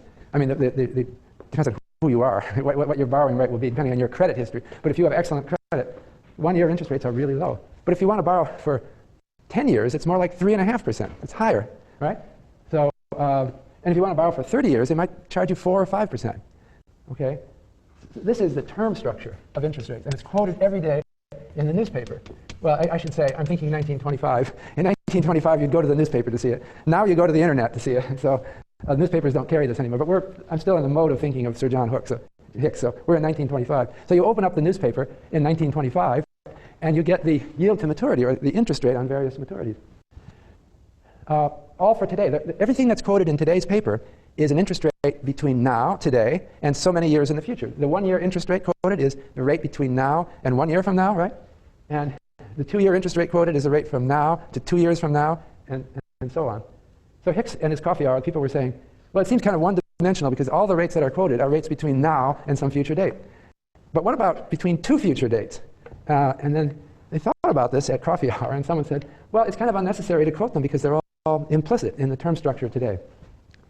And this is where the concept of forward interest rate comes. And it's explained in Fabozzi, but I thought I'm going to just try to explain it in the simplest term. Once you get the concept, it's easy. And I'm going to assume annual compounding to simplify things. But in Fabozzi, he, being a good financier, does it in 6-month compounding. So now we're in the year is 1925, okay? And we're in coffee hour, and we're talking about, okay, suppose I expect to have, I'm just trying to get my 100 pounds to invest in 26. Okay, it's 25 now. This is a whole year from the 1926, okay? And I want to lock in the interest rate now, okay? Is there any way to do that? I mean, I could try to go to some banker and say, can you promise me that you'll give me an interest rate in 1926 for 1 year? The banker might do it, you know, but I don't need to go to a banker to do that. I can, once I have all of these bonds available, and if I can both go long and short them, then I can lock it in. So here's what I want to do. This is what they were discussing at coffee hour. Buy in 1925 2-year bonds in an amount. You've got to buy the amount right. You've got to buy 1 plus R sub 2, which is the 2-year yield, squared all over 1 plus R1 bonds, discount bonds. They'll mature in 2 years, okay? And then I have to short in 1925 one period bond. Okay, suppose I do that. Worth 100, that matures at 100 pounds, okay? So suppose I do that. What happens after 1 period? Well, after 1 period, I owe 100 pounds, right? Because I just shorted 1 period bond. And so I pay 100 pounds. That's like investing 100 pounds. At the end, I get this amount. I get this amount times 100 pounds, right? Because this is the number of bonds that I bought. So what is the return that I get? The return that I get is the ratio. It gives me the, we'll call that the forward rate between 26 and 27 as quoted in 1925. And so that forward rate, let's say 1 plus the forward rate, F, is equal to 1 plus R2 squared all over 1 plus R1. It's just the amount that I get. See, this is what I'll get if I bought this number of bonds. I get 100 pounds times this number in 2 periods in 1927. But I put out 100 pounds in 1926. So the ratio of the amount that I got at the end to the amount that I in 27 that I put in 26 is given by this. So that's 1 plus the interest rate I got on the bond. So you can compute forward rates for. I'm just showing it for a 1 year ahead forward rate for a 1-year loan. But you can compute it for any periods further in the future over any maturity. And this is the formula given. It's on page 227 of Fabozzi. I'm not going to show you the general formula. The expectation theory of the term structure is a theory that, I'll write it down, expectation theory says that the forward rate equals the expected spot rate. So you see what I'm saying? Here in 1925, I open the London Times, and right there I have printed the whole term structure today. And I can then compute using forward rate formulas the implied interest rates for every year in the future, even out to 2010. They could have computed, if they had bonds that were that long. I think they had a few. In 1925, some bonds go out 100 years. If you wanted to do the 1-year rate in 1925 for the year 2011, you'd have to find a pair of bonds, one of them maturing in 2011 and another one maturing in 2012. And if you did that, you could get an interest rate for this year. So that was kind of the realization that Hicks got, that the whole future is laid out here in this morning's paper. All the interest rates, for maybe not out to 2011, but out to a long time in the future. And so what determines those interest rates? So Hicks in his book wrote, the simplest theory is the theory that these forward rates are just predictions of interest rates on those future dates. So we could go back and see what were they predicting for. They weren't thinking so clearly, definitively about 2011, but they must have been because they were trading these bonds. And so you could test whether the expectations theory is whether people are forming rational expectations by looking at those forecasts and seeing were they right. Okay. Now there's a huge literature on this, but Hicks said that I'll just stop with this. Hicks said that those forecasts, the expectations theory doesn't quite work because there's a risk premium. That the forward rates tend to be above the optimally forecasted future spot rates. Spot meaning, as quoted on that date, because of risk, and people are uncertain about the future, so they demand a higher forward rate than they expect to see happening in the spot rates. So I will stop talking technical things. I wanted to say something. I have so much more to say but I'll have to limit due to time. What I've laid out here is a theory of interest rates, and I've done some interest rate calculations, and I've pointed out the remarkable institutions we have that have interest rates for all intervals, out maybe 100 years. And so it's all kind of like the whole future is planned in these markets. It seems impressive, doesn't it? But the question is everything really... And when I told you the Robinson Crusoe story, didn't that sound good? Like when the two Robinson Crusoes discover each other, aren't they obviously doing the right thing to make a loan from one to the other? I like that. I think basically everything I've said here is basically right. But I wanted to say that one of the themes of this course is about human behavior and behavioral economics. And I wanted to talk a little bit about borrowing and lending and how it actually plays out in the real world and how our attitudes are changing, our regulatory attitudes are changing. So let me just step back and, I think this literature that Irving Fisher and Boone Boverick and many others who've contributed to the understanding of interest rates is very powerful and important. And it supersedes anything that had been written in the last thousands of years. They had interest rates for thousands of years. But that simple diagram, that Fisher diagram, came just a short time ago. It's hardly long ago at all. But I wanted to step back and think about what people said about interest rates going way back in time. And so I was going to quote the Bible. Okay, there's a Latin word. You know this word? You know what that means in Latin?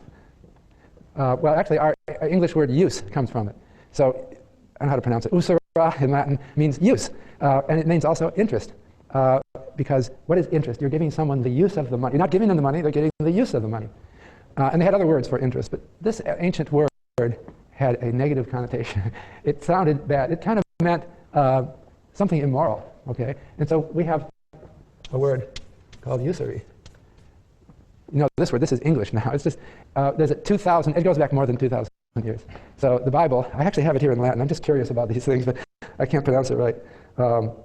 It must have been written in Greek or Aramaic or something originally, but it uses the word usury, usura, but the quotation, it says in Exodus, "If thou lend money to any of my people that is poor by thee, thou shalt not be to him as an usurer, neither shalt thou lay upon him usury." Now what does that mean? Because usura can mean both interest and excessive interest. So it's not clear what the Bible is saying about lending. It sounds like it's telling you you can't lend. You can lend someone money, but don't take any interest. That's what it seems to be saying, but it's ambiguous. And I was going to quote the Quran. Now, I don't speak Arabic. I think there's a similar ambiguity in Arabic. So and I'm quoting an English translation of the Quran. "O you who believe, be careful of Allah and give up the interest that is outstanding." Or usura. That has been interpreted by modern Islamic scholars as that charging interest is ungodly. And it was interpreted by Christian scholars. They go back and they try to figure out what was meant, and they couldn't figure it out either. And times changed over the centuries. But for thousands of years, the Catholic Church, or maybe not thousands, I don't know the whole history of this, depends on which century you're talking about, but for many centuries, the Catholic Church interpreted this, as do many Muslims today, that interest is immoral. And therefore, the only people who were allowed to loan were Jews, because they weren't subject to the even though it's actually the book of Exodus. It should be, they weren't subject to the same interpretation. So it was considered immoral. And I wonder, why is that? Why is it immoral? Because we just saw the logic of it. Now, the Robinson Crusoe story, I had two different men on the other side of the island, and I had one of them wanting consumption today and one of them wanting consumption later. Your first question is, maybe they were wrong to be different. Maybe they should both be doing the same thing. Why is one of them different than the other? The guy who's going to consume a lot today, maybe I should have a word with this guy. Don't do it. You're going to be really hungry next year. Why are you doing this? So instead of forming a loan between the two, we should advise them. And maybe they don't need a loan. So this comes back to what are we doing with our loans? And are we giving people good advice? And or do we have a tendency in the financial world to be usurious? Are we going after and victimizing people by lending them money? And I think that there is a problem, and this thousands of years of history of concern about usury has to do with real problems that develop. So just in preparing for this lecture on an impulse, I got onto Google and I searched on vacation loans. Okay, I found 1.6 million websites that were encouraging you to take out a loan to go on a vacation. Okay, now is that socially conscious? I was wondering about that. Is it ever right to borrow money to go on a vacation? I mean, I've thought about it, and I remembered Franco Modigliani, who was one of the authors of your textbook, and he was my teacher. I remember these moments from classroom, and he was teaching us about these subjects. And he said, he was thinking about examples of investments. And he said, you know what, one of the best investments I can think of is a honeymoon. When you get married, you go on a vacation. Now, why are you doing that? Is it for fun? Probably not. In fact, I have a suspicion that most honeymoons are not fun. Because I don't know. I think it's just people are too uptight and tense from what have we just done? And I bet that's right. So why do you do it? Well, you do it as an investment, right? You want this photograph album, you want the memories, you're kind of bonding. I think he's absolutely right. You should go on a honeymoon. So I did another search. I searched on honeymoon loans, okay? And I got 1.7 million hits. It beat vacation loans. So there are many lenders ready to lend, and you should do it, okay? If you're just getting married and you don't have any money, go to the usurious guy and ask for the honeymoon loan. So I'm not sure whether it's bad. This is the question. I think that there are abuses. And I wanted to just close with Elizabeth Warren, who I first met her just a few years ago. Well, actually, I remember her book. She wrote some important books about the reality. She's a Harvard law professor who wrote books. One of her books was published by Yale called The Fragile Middle Class, and it's about people who go into bankruptcy. And she points out that in the U.S., even back in the old days when the economy was good, we had 1 million personal bankruptcies a year. This is because of borrowing. You don't know how many bankruptcies there are because people are ashamed when they declare bankruptcy, and they try to cover it up from as many people as possible. There are as many personal bankruptcies in normal years as there are divorces, but you don't hear about them, right? You hear about all kinds of divorces.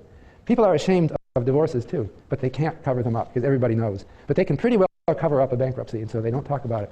So what Elizabeth Warren is saying, she thinks that the lending industry is victimizing people. It's advertising for vacation loans and the like, and then they don't tell people about the bad things that will come. So she wrote an article, and this is interesting, it was in Harvard Magazine, and that's a magazine that I suspect none of you read. Anyone read Harvard Magazine? Okay. It's the Harvard Alumni Magazine. It goes out to all graduates of Harvard. So you don't read it, and you probably will never read it. You will be a reader of the Yale Alumni Magazine, which will start arriving in your doorstep after you graduate. And it will also include your obituary in the next century when that comes. But the Harvard Alumni Magazine published this wonderful article by Elizabeth describing all of the abuses that happen in lending in the United States. And I think it's I don't know how I ended up reading it. I think it was just such a nicely written piece that it just became one of their success stories. Most people don't read that magazine, but I read it, and a lot of people read it. And she was so successful in convincing this is just 2008, 3 years ago. She was so successful that she got a Consumer Financial Protection Bureau inserted into the Dodd-Frank bill. We now have a new regulator that's supposed to stomp on these usurious practices. So it's kind of an inspirational story. But the downside of it is she got too carried away criticizing the lending industry in that nice article. It makes them sound worse than they really are. And so Obama could not appoint her to head the Consumer Financial Protection Bureau because it would be too politically controversial. So she is now the person trying to find someone to head her bureau. But I think that this is just another step, and it's happening in Europe and other places. The financial crisis has made us more aware of bad financial practices. And so usury is again on our mind. Usury is abusive lending that's taken without concern for the person who's borrowing. And I think that what it means to me is that we'll come back to talk about regulation in another lecture, but that the original Irving Fisher story and Bernard Bavarick's story about interest was right. And even vacation loans, especially honeymoon loans, are right. But we need government regulation to prevent abuses. Because otherwise, and we do still have abuses in the lending process. So I'll stop with that, and I'll see you on Monday.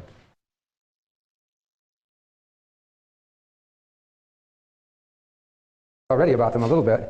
We talked about how people would set up a corporation and then divide it up into shares, and then the company grows and more shares are issued, and some people sell their shares.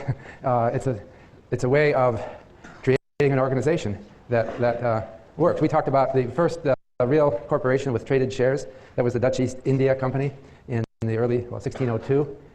It was an idea that took hold and became a scheme for organization of business, and has become extremely important around the world.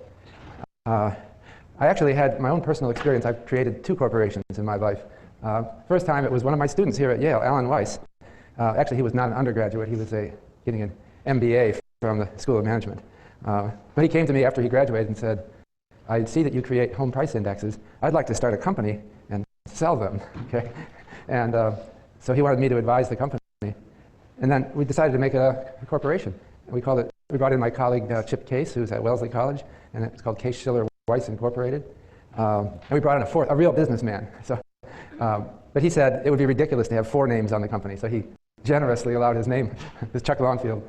But then we set up the company, and I remember saying, I'm not going to be that involved. I'll be somewhat involved, but I'm going to keep teaching at Yale, and I can't do more than a day a week at most, or less than that. So we had to decide how many shares we got. All right. The only guy who gave it money was the businessman. So that's how you do it. He put money into the company. The rest of us just agreed to put in time. So the question is, how do we divide up the company? Who gets how many shares? The businessman put in money.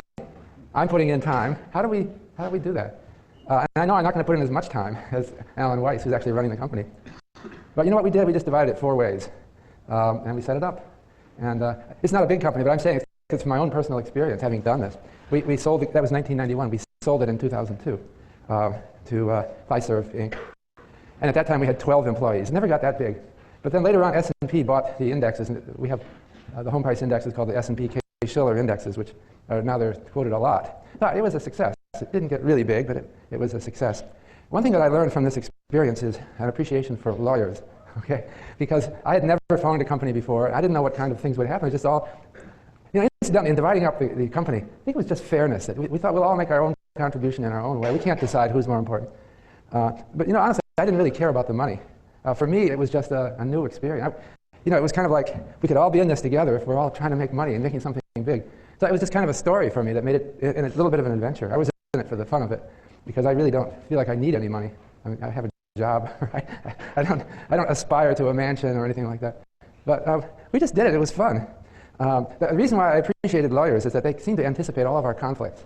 And they wrote things. We had a corporate charter, a long document, but it actually made sense because we did get into some conflicts.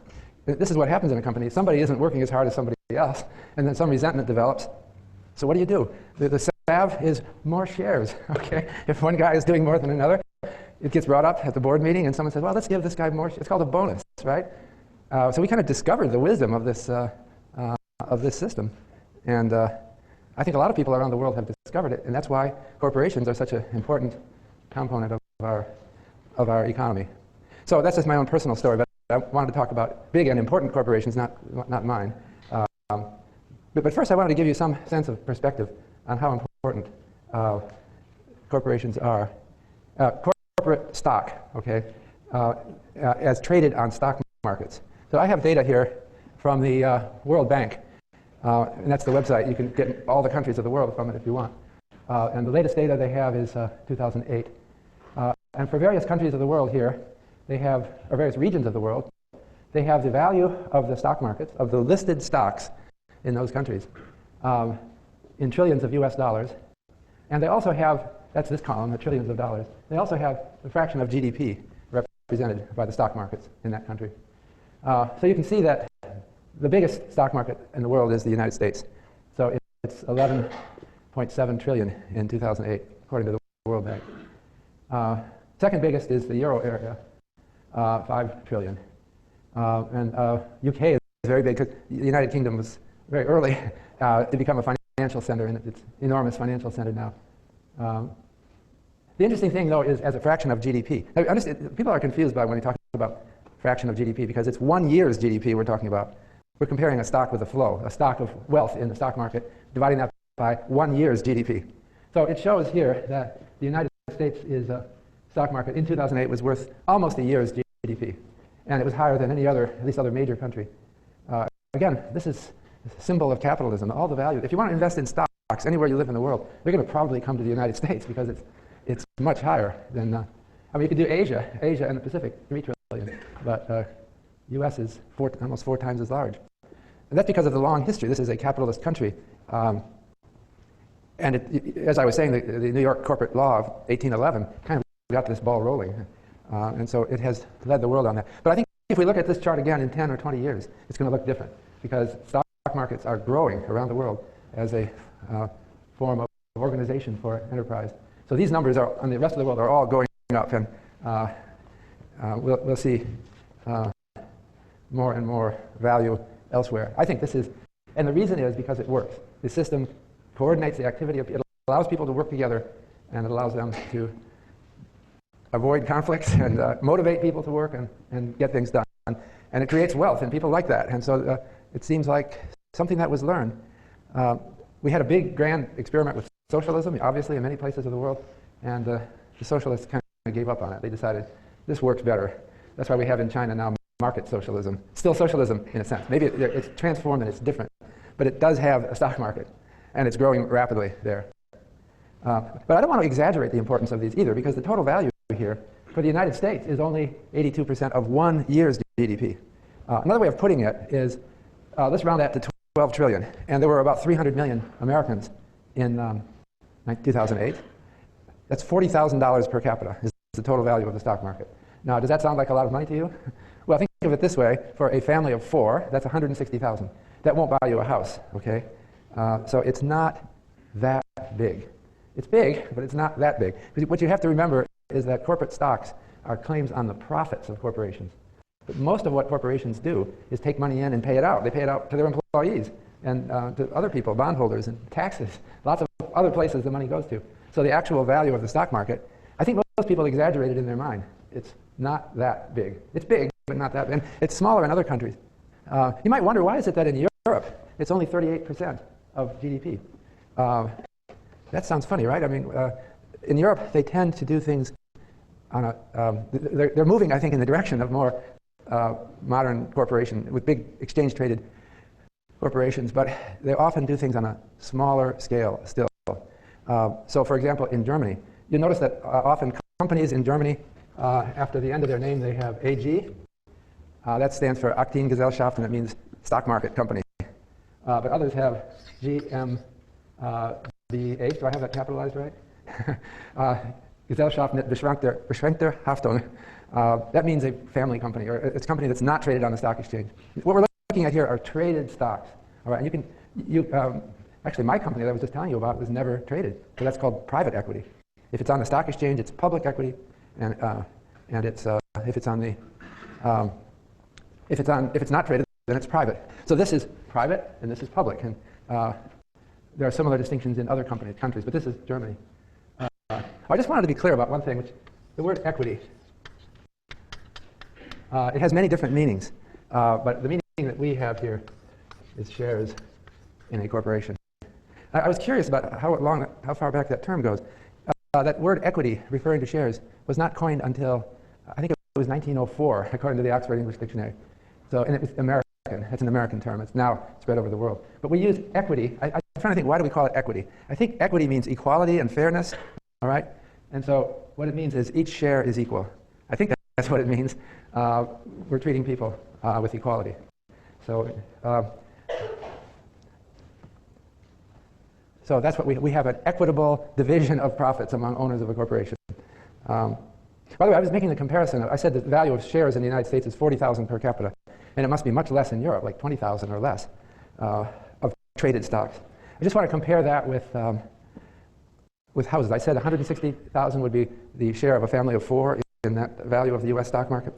Actually, it is quite clear that the value of houses in the United States is greater than the value of the stock market. According to the Federal Reserve, the total value of houses in the United States in 2010 was 18 trillion. That's quite a bit higher than the value of the stock market. Incidentally, the Federal Reserve estimates the total assets of households in the United States, and in 2010, that was 69 trillion. So people own a lot of other things besides stocks. So I'm kind of minimizing the importance of the topic of my lecture because stocks aren't that valuable. We couldn't solve the poverty problem by redistributing the stocks among all the people. Suppose we did that, all right? Suppose we said, let's grab all of the stocks away from the wealthy people and let's just share them equally among the whole people. So some poor family would get $160,000. One time only, right? Remember, one time only, it's a stock, it's not a per year amount. So, you know, would that lift them out of poverty? Not if you have to live the rest of your life on $160,000. You'd still be in poverty. So the solution to poverty is not redistributing stocks. I think the solution to poverty is instead making these markets work better so that we produce more. Okay, so I'm going to talk about stocks and the different kinds of stocks and the laws of the stock market here today. And then I'm going to come at the end with a couple of examples of companies. I have an example of Xerox and Microsoft, both high-flying companies in their days. Another term that I just want to use, corporation. Corporation comes from the Latin corpus, meaning body. And the idea of a corporation is like a legal person. The lawyers say natural person. Each one of you is a natural person.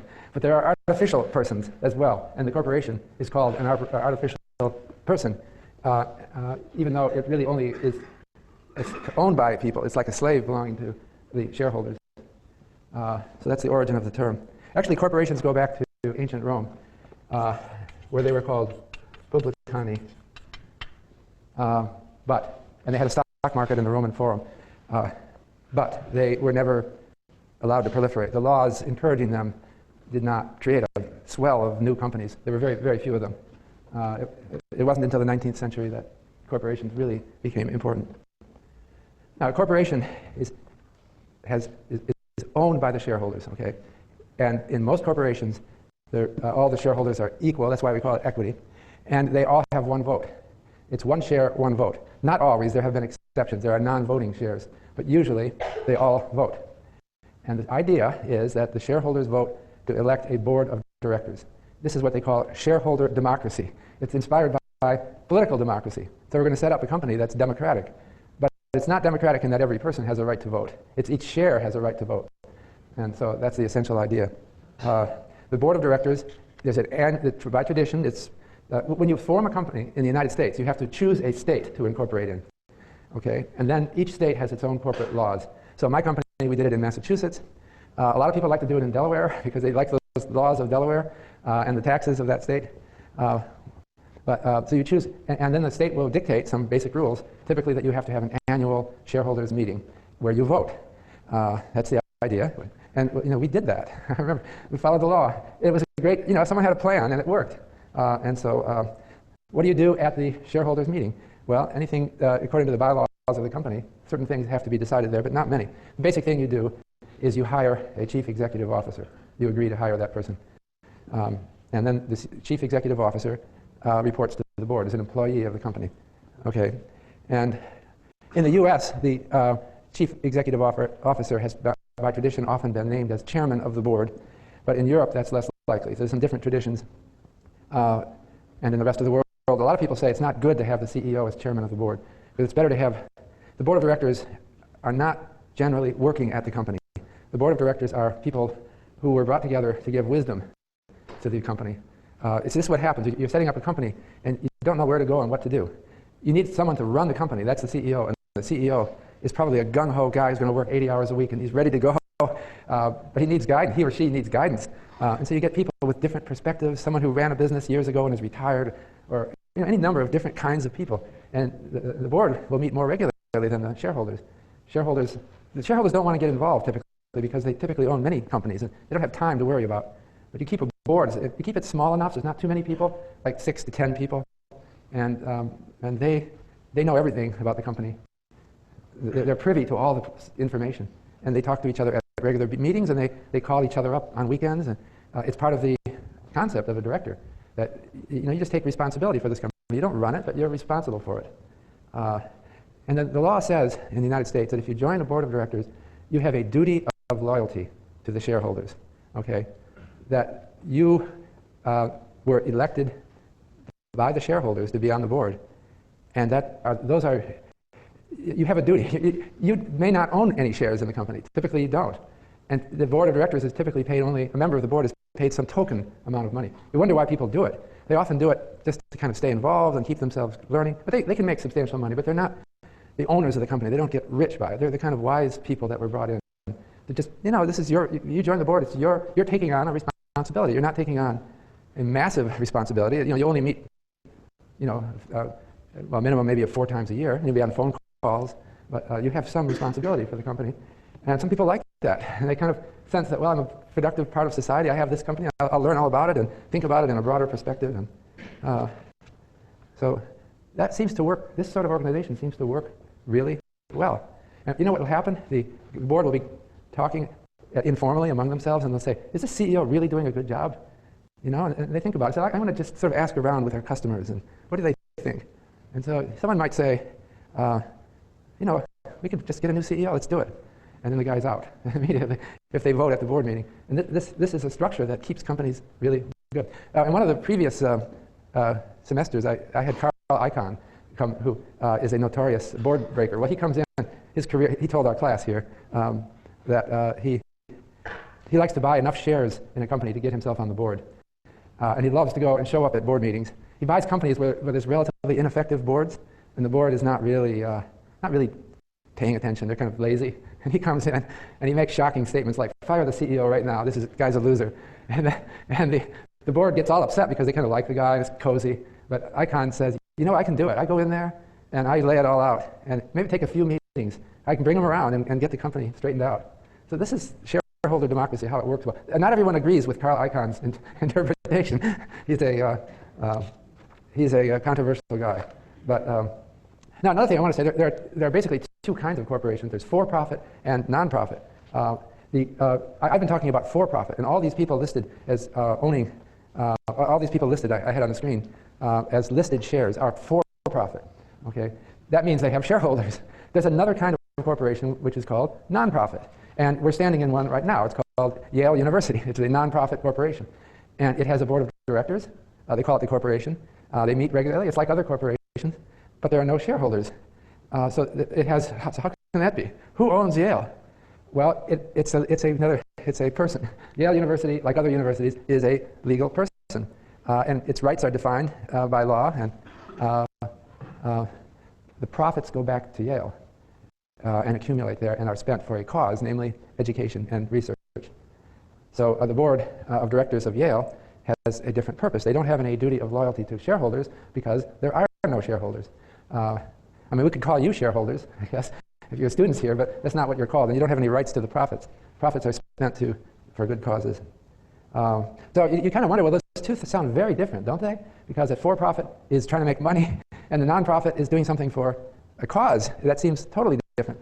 But they're not always totally different, because a lot of what happens in corporations is determined by kind of the sociology of the organizational structure. So if you have a board of directors, some people serve on multiple boards. They'll be on Yale University, and they'll be on some other company, for-profit. But they probably the same person. They probably behave kind of similarly in both places. So oddly enough, for-profit and non-profit don't often mean that much. We're going to come back to non-profits later in this semester. But I'm really talking about for-profit. Now that sounds kind of selfish, right? In a sense, I kind of like a lot of us like non-profits better. They have a different cachet in our society. I was talking to Peter Tufano, who's a professor at Harvard Business School, who set up a non-profit company called Doorways to Dreams. That's the name of his company. There's a website, search on Doorways to Dream. And it's all about finance for the poor and the less represented people. And he said setting up a nonprofit was the greatest thing he ever did because it opens doors for him. He walks in and says, I'm running a nonprofit to benefit poor people in the United States, getting their financial things things in order. He said, everyone respects me, and if I say I'm trying to make a profit, they're skeptical. We have one professor in our econ department, Dean Carlin, who set up a big nonprofit at Yale. So that's kind of rare. Anyway, I'm talking here today about, this is called Innovations for Poverty Action. And just last night, I had a door-to-door, to my surprise, I had a Yale freshman come by asking me to donate here in New Haven. There's no donations to, I guess Yale gets donations. It's all ambiguous, but private companies don't get donations generally. All right, the value of a share in the company is equal to the total value of the company divided by the number of shares. Okay, so the market cap of a company is equal to the value per share times the number of shares. Market cap is short for market capitalization, and that is the value of the company. The key thing you have to know about a company is how many shares are there, and how many shares do I have? Right? Maybe I'm repeating myself. But if there's a million shares outstanding and I own 1,000 shares, then I own 1/1000th of everything the company owns, because I own after their debt. But if there's 10 million shares and I own 1,000 shares, then I own only 1/10,000th. So you have to know the number of shares. The number of shares that you own is meaningless unless you know the total number of shares in the company. And all the different shares are treated equally. If they pay out any money to one shareholder, they've got to pay it out to all the other shareholders in proportion to the number of shares. Now, companies issue dividends. A dividend is paid to shareholders when the board of directors decides to do it. And the board of directors doesn't have to do it. I'm talking now exclusively about for profit, all right? So at a board meeting, they can say, hey, let's pay a dividend. I remember this because we had exactly this meeting in our little company. We gave shares to all of our employees to motivate them, right? Everyone's a shareholder, but they had tiny numbers. Some of them had very little shares. And we had a board meeting and we said, we've never paid a dividend. Should we do it? Should we pay a dividend? And then we had a discussion. And someone said, well, all these employees wonder if their shares are worth anything. So maybe if they got a check in the mail, they'd feel better. But you see, the dividend is subject to the discretion of the company. Ultimately, people own shares to get dividends, right? Because the dividends is the distribution of profits. If a company never distributed dividends, it would be like a nonprofit, right? If they kept all the profits, they can do that. There's no law saying that they have to distribute dividends. They can just keep it in the company and, like Yale University, get a huge endowment and just let it get bigger and bigger. But the whole purpose of a for-profit company is to pay dividends. And so sooner or later, they do it. So typically, young companies don't pay dividends. Why not? Because everybody knows that our money is in the future. We're starting up. We're not making a lot of money. In the future, we'll have a lot of money. So let's pay dividends later. For example, Microsoft, that I'm going to describe, went through decades without ever paying a dividend. They just kept plowing it back into the company. Now, if you knew that they would never pay a dividend, then you wouldn't want to own Microsoft shares, but you'd think, well, eventually they're going to, and so that's why you own the company. But this is a very common misunderstanding. A lot of people think that you buy stocks because the price will go up, okay? Well, the price will go up only because people think there are more dividends coming. At least in theory, that's the way it should be. The price ought to be, we'll question this later, but it ought to be the present value of expected future dividends. And so the true value of a company is entirely in the dividends. It seems a little funny because you think, well, the board of directors doesn't have to pay a dividend, and they could just get nasty and never pay it out. But remember, you elect the board of directors. And so if you're frustrated that our company is accumulating lots of money and it's not paying it out, I want the money, right? So I'm not going to vote for this board. I'll put Carl Icahn on or someone else. Pay it out. And then that's what happens. They start paying it out. When they pay out a dividend, the share price falls, generally, right? Very simple. Why would the share price fall when they pay out a dividend? Well, because the company is worth less. They had this money and they paid it out. So it should fall by the amount they paid out divided by the number of shares, right?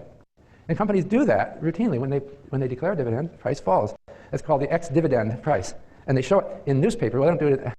They used to show it in newspapers. Now it would be on their website. They put a little X by the stock price on the day after a dividend is paid to tell you that the price decline that you just saw is not anything to worry about. It doesn't mean there's bad news about the company. It just means they just paid a dividend. So the price routinely goes down by the amount of the dividend. And it doesn't mean anything. Some stockbrokers have tried to alarm investors about dividend payment dates and mislead them. And some stockbrokers would say, why don't you buy the stock right now? Because if you buy it right now, you'll get a dividend. They're going to pay a dividend in 3 days. Hurry up and buy it, and you'll get the dividend. That's called selling dividends, and it's considered unethical for a broker ever to tell you that. because it really doesn't matter. Because if you buy it later, you won't get the dividend, but you'll get the share cheaper, and it all comes out to about the same. So it doesn't. You don't have to worry about dividend payment dates because the stock price jumps down right after a dividend. So it doesn't matter whether you, except maybe some second order effects, it doesn't matter whether you buy before or after a dividend. All right, so you see the idea here. The idea of a corporation is we have these shares, and the shares are always saleable. So let's say 4 of us, young people, form a company, and then after a couple of years, one of us says, I got another job, I'm tired of this, I want out. Then you say, fine, we'll buy your shares back.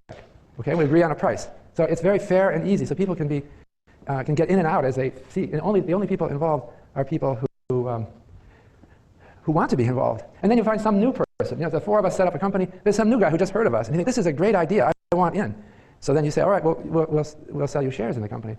But maybe the price has changed, right? When we started, we might have been worth a lot less. The guy has to come in at a new price, and the price is changing every day. It makes very good sense. So moreover, if the company needs to raise money to go to bid, so we've started a company, and we need to build a new factory, let's say, to expand our operations. Well, we can go out and issue more shares to buy the factory. So we go to a stockbroker it's like a real estate broker who deals in markets for shares. I'm talking about a small company, so I'm thinking of a private company for which there's no stock market price. But the stockbroker can go out and say, I'll find a buyer. I have various contacts. I know people who deal with wealthy individuals who are looking around for an investment. Maybe this person will buy some shares, and then you'll get the money. That's an alternative. That's called equity financing. That's an alternative to financing by debt. Your company could also go to a bank and ask for a loan called a corporate loan, or your company could borrow money on the bond market by issuing bonds. You can go to a broker and say, we want to sell corporate bonds. But the difference of those is that it's at a fixed interest rate, and it's not a share in the profits. So equity financing tends to attract lively investors who take risks. See, if a company gets debt, then the debt leverages up the risk of the company, because you as a shareholder now are paid only after the debtors are paid. You own the value of the company, which is the assets minus the liabilities as a shareholder. But you've got to subtract off the liabilities. So companies have a choice of how to finance their operations. Typically, they start out with equity. I guess they could start out with debt as well. But in our case, of our little company, it was all equity at first. Then we got bank loans, and so we started to get leveraged. That's what happens. Big companies do the same thing. I like to talk about the simple company that you might set up with your friends because it seems so personal, and you can imagine doing that, right? And you can imagine the kind of conflicts that would happen. But these little companies have a way of growing really, really big. So I'm going to talk about a little company set up by Bill Gates and Paul Allen in 1975. Bill Gates was an undergraduate at Harvard, and he saw an opportunity, and he dropped out. He was right. He never got his Harvard degree. I suggest that if you see such an opportunity, you do the same thing. I hate to say it, but if you can see an opportunity like that. So it started out just Bill and Paul and their little company, but they have a way to grow into bigger and bigger things. The question is, are they really different later? So one important question is about whether big companies really use equity financing. Are they still functioning the way I'm describing? See, I set the idea of a company up as a structure that lawyers invented that allow people to work together and allow them to get in and out of the company. Does it really still work that way for really big companies? And there's been a complaint about the stock market that the companies generally don't issue any more shares once they're big. This is a complaint. I'm not saying it's right. And that the stock market ends up as a market for existing shares. And see, the idea is the stock market, or are the stock markets of the world functioning to make capitalism work better?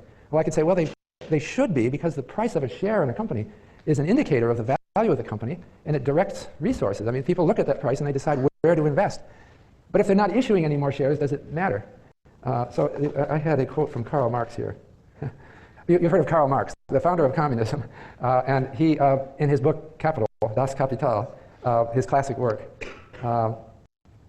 said, I'm quoting Marx, since property here exists in the form of stock, its movement and transfer become purely a result of gambling on the stock exchange, where the little fish are swallowed by the sharks and the lambs by the stock exchange wolves. Okay, that was Marx's view. But even in communist countries, that view doesn't seem to be holding sway anymore. The thing that lent some credibility to these theories is that it often seems that big companies don't issue many shares anymore. And I'm going to qualify that. But there was a very influential article written by Stuart Myers, who's a professor of finance at MIT, and that was in the Journal of Finance, 1984. And he said that he gave some statistics. This was an influential article making it sound like shares don't really matter for big companies. He said, well, how do companies really finance their needs? And he gave data. This is Myers' data from 1973 to 1982. And he found that 62% of corporate financing needs came from, in the United States, retained earnings. What he's saying is companies, they didn't sell new shares. They just accumulated profits. And then when they had to build a new factory, they went to their own piggy bank and they bought the new factory, whatever it was they needed. And only 6% was equity issue. This is for the whole US stock market. And the rest was debt that they would borrow money for. So he said, so Stuart Myers said, you know, all this idea that stock markets function to allocate resources and the share market means something is really misleading. So what he proposed is what he called the pecking order theory. What he meant is companies really don't want to issue new shares. They just don't want to do it. You know, we own this company. We're not letting more people in. So what they first do is they just try to save their own money. This is Myers' explanation. Companies save money, and when they have money, they spend it on expanding. And then that's the highest on the pecking order. They like that the best. But if they really need money and they can't save enough to expand, they have a lot of expansion opportunities, they'll go to a bank and borrow, or they'll go to an investment bank and issue bonds. And then only if it's really, really important and they can't get enough money, they will go to selling new shares. I don't know if Stuart Myers said Karl Marx was right, but he seemed to be saying that equity issuance wasn't that important. However, I think that is misleading, and I'm going to refer then to another article that came in much later, criticizing Myers, and the article is by Eugene Fama and Kenneth French. That's at Chicago and Dartmouth, respectively. They read an article in, I think it was 2004, 2005, and again in, this is the Journal of Financial Economics, 2005. They said that the problem with Myers' pecking order theory is that Myers was looking at aggregate data, and he was looking at a time period when there was relatively little issuance of equity. Now, when Myers said only 6% of corporate financing comes from equity issuance, they were talking about net equity. That's total new purchases, new sales of shares by companies minus repurchases of shares by companies. And so it averaged out to be a low number. But in fact, as Fama and French point out, in the same year that Myers studied, from 1973 to 82, 67% of US companies issued new shares each year. And also, in subsequent years, the percent went up. From 1993 to 2002, it was 86%. So, you know, they're all issuing shares, just that some are issuing and some are buying back. So I think that we should conclude that that companies really do use equity financing, and even big companies. And the stock market is important for the price discovery. I just wanted to remind you of the term dilution. Dilution refers to what happens when a company issues more shares. So imagine that you are showing up at a shareholders meeting and someone's saying, well, the board has decided to issue, let's say our company has 1 million shares outstanding. They've decided to issue another 1 million, okay, at $10 a share. And so what do you think about that? Well, if the company had 1 million shares and I owned 1,000 shares, then I own 1,000th of the company, right? If they issue another 1 million shares, then there'll be 2 million shares, and I'll own only 1/2,000th of the company. So my first thought is, I don't like that. I own 1,000th of the company, now I'm falling in half. But they would say, on the other hand, look, we're selling them for $10 a share, so the company will have $10 million to invest. So even though your fraction of the company has been diluted, the company is worth more. And then you have to decide whether $10 a share is a good enough price. Is it worth that? And so it's never obvious. You always have to consider dilution, because anything that expands the number of shares decreases your interest in the company. The opposite of dilution occurs when the company buys back its shares. And so that's repurchase of shares by a company. So a company can always do that. They can decide to go either way. If they need more money, they can issue shares, and if they want to get money back, they can buy back. If they want to get money out, they can buy back shares. And these things are very common. There's statistics like what Fama and French showed for equity issuance, which show that repurchases are very common. It happens all the time. So the market, that's what makes the stock market so active. One reason traditionally for share repurchase is tax reasons. If the company repurchases its own shares, if a company pays a dividend, that goes in as income for the shareholders, and it's taxed. It used to be taxed at a higher rate than capital gains, so there was an advantage to share repurchases. Instead of paying dividends, I should just buy back shares. And then the shareholders would have a better tax, they would be taxed at a more advantageous rate. But now the tax rate on dividends and the tax rate on capital gains is the same. But still, there's always going to be complicated tax issues. And so issues of taxation may still motivate some decisions about share repurchase. But you have to understand that it's getting money out of the company. And as a shareholder, if the company wants to send me a dividend, I say, fine, I've got money. If the company says, I want to buy some of your shares back, you say, fine, I've got money. I don't care, right? And so if they buy back 5% of all their shares, then the total number of shares goes down. My fraction of the company is the same, right? And I've got money. It's the same as getting a dividend. So you can be confused by these things. Dilution and repurchase are neither good nor bad. It depends on circumstances. And you have to look at the business and what's being done with the money. And I wanted to mention there's another kind of share called preferred. There's two. Well, I've been talking here about common stock. Common stock is the real ownership in the company. There's another thing. In other words, you take all the profits. They're the ultimate owners of the company.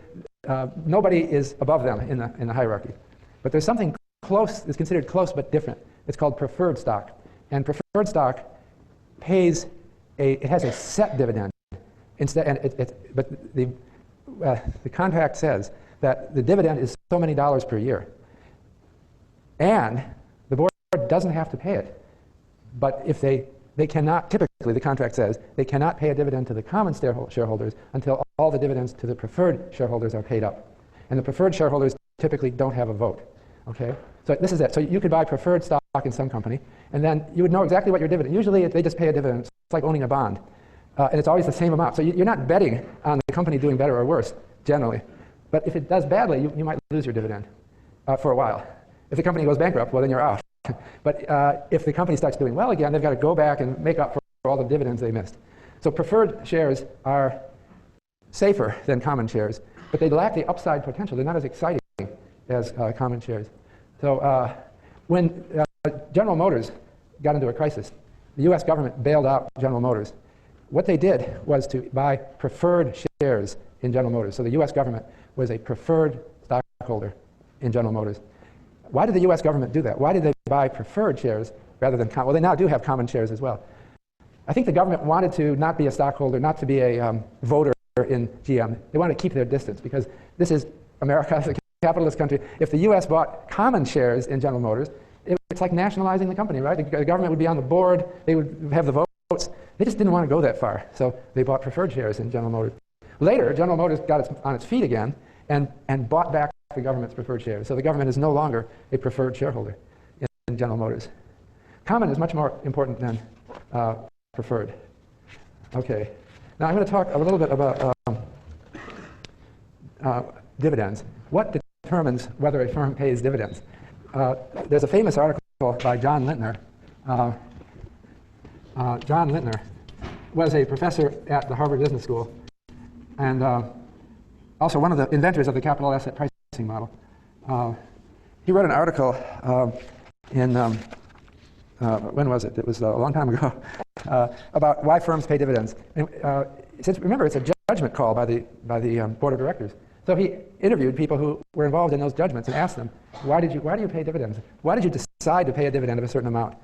And he wrote a long article about this, and he found out that it was impossible to summarize everything they said. They said so many different things that corporations are very complex, and there's a lot of different people who have different feelings, and we're trying to keep people happy, and you want the company to do well and be perceived well. So but one thing he learned is that companies they think that that's our job is to pay dividends, but when we're young, just like you don't have to earn income now, you're young, right? Eventually, people are going to get fed up with you if you don't earn income. So it's the same thing. As a company matures, it's part of life's passage, you start paying dividends, and you take pride that you're paying dividends and people are getting money out of you. You hear a lot of generalities like that. But what really decides? And one thing he learned from them is they told him, one thing we don't ever want to do is cut our dividends. Once we start paying a dividend, if we stop, it'll get a lot of attention, right? Well, it's like for you, right? You're young people, you don't have a job, nobody's complaining. You could go for a while like this and say you're still young. But once you start in a job and then you quit and become it looks bad, right? If you're 40 years old and you say, I'm just dropping out, it looks worse than if you do it at your age. It's the same for companies. And once they start paying a dividend, they've got to keep paying it. Otherwise, people get angry. So that was one theme. But Lentner said even that doesn't tell the whole story. So he tried to build a mathematical model of dividends. And the model that he came up with, which he then fit to the data and found that it worked very well, was that these boards of directors have a target payout ratio of earnings, basically. This is the bottom line, that they think they should pay out a certain fraction of their earnings because the shareholders will get mad if we're making a lot of money and we're not sharing it with you. So maybe we'll pay out half of our earnings, and the other half we'll keep as retained earnings so that we don't have to go out and issue new equity or borrow money. It all sounds reasonable. And then because they don't like to cut a dividend, they don't want to adjust upward quickly. If earnings shoot up, because if they go up and raise their dividend, then they might have to cut it if earnings go back down. So the model so this is the Lentner model, and it is that the dividends at time t, year t, let's say, minus dividends at year t minus 1 equals rho times a number tau, that's the Greek letter tau, times earnings per share minus dividend per share at time t minus 1. Well, plus noise. So, and tau is between 0 and 1. So they have some fraction of earnings that they want to pay out. And if earnings per share rise so that tau times earnings per share is greater than dividends, then they increase their dividends. And rho is between 0 and 1. That's the Lentner model. And he showed with the data that it pretty much summarizes what firms are doing. So they have a payout ratio out of earnings. They think that, and the payout ratio has been declining over the last century. It used to be typically 60, 70%. In 1900, shareholders were impatient with companies. They wanted to see the money. But they let them keep 30 or 40%. But now, we become more and more believers in the stock market, and we allow companies to do better things. So I said I would talk about some examples. So let me, examples of specific companies. So let me get back to my slides here. I want to start with Xerox. Xerox Corporation. You heard of it? You heard of Xerox? It's still there. It exists. Xerox Corporation was founded in 1906, I think. In 1906. It wasn't called Xerox. It was called the Haloid Photographic Company. And they produced photographic equipment. But they had a big impetus forward when they met Chester Carlson, who was an inventor. And what Chester Carlson invented was a copying machine that used plain paper. They used to have copying machines going all the way back to 1906, but they were very expensive. It would cost you, to get a copy of something, a photographic copy, it cost you maybe $1 a page. It was extremely expensive for that time. But what Carlson invented was a dry copier. It used to be that what they had to do was take a photograph of the document that you wanted a copy of, and then process it through the different chemicals that they use. It comes out wet and you have to hang it out. That was expensive and inconvenient. But they did have copying machines. They just didn't work very well. But he invented this process that you could take any paper and put it through, plain paper, and it would come out hot and dry and cheap.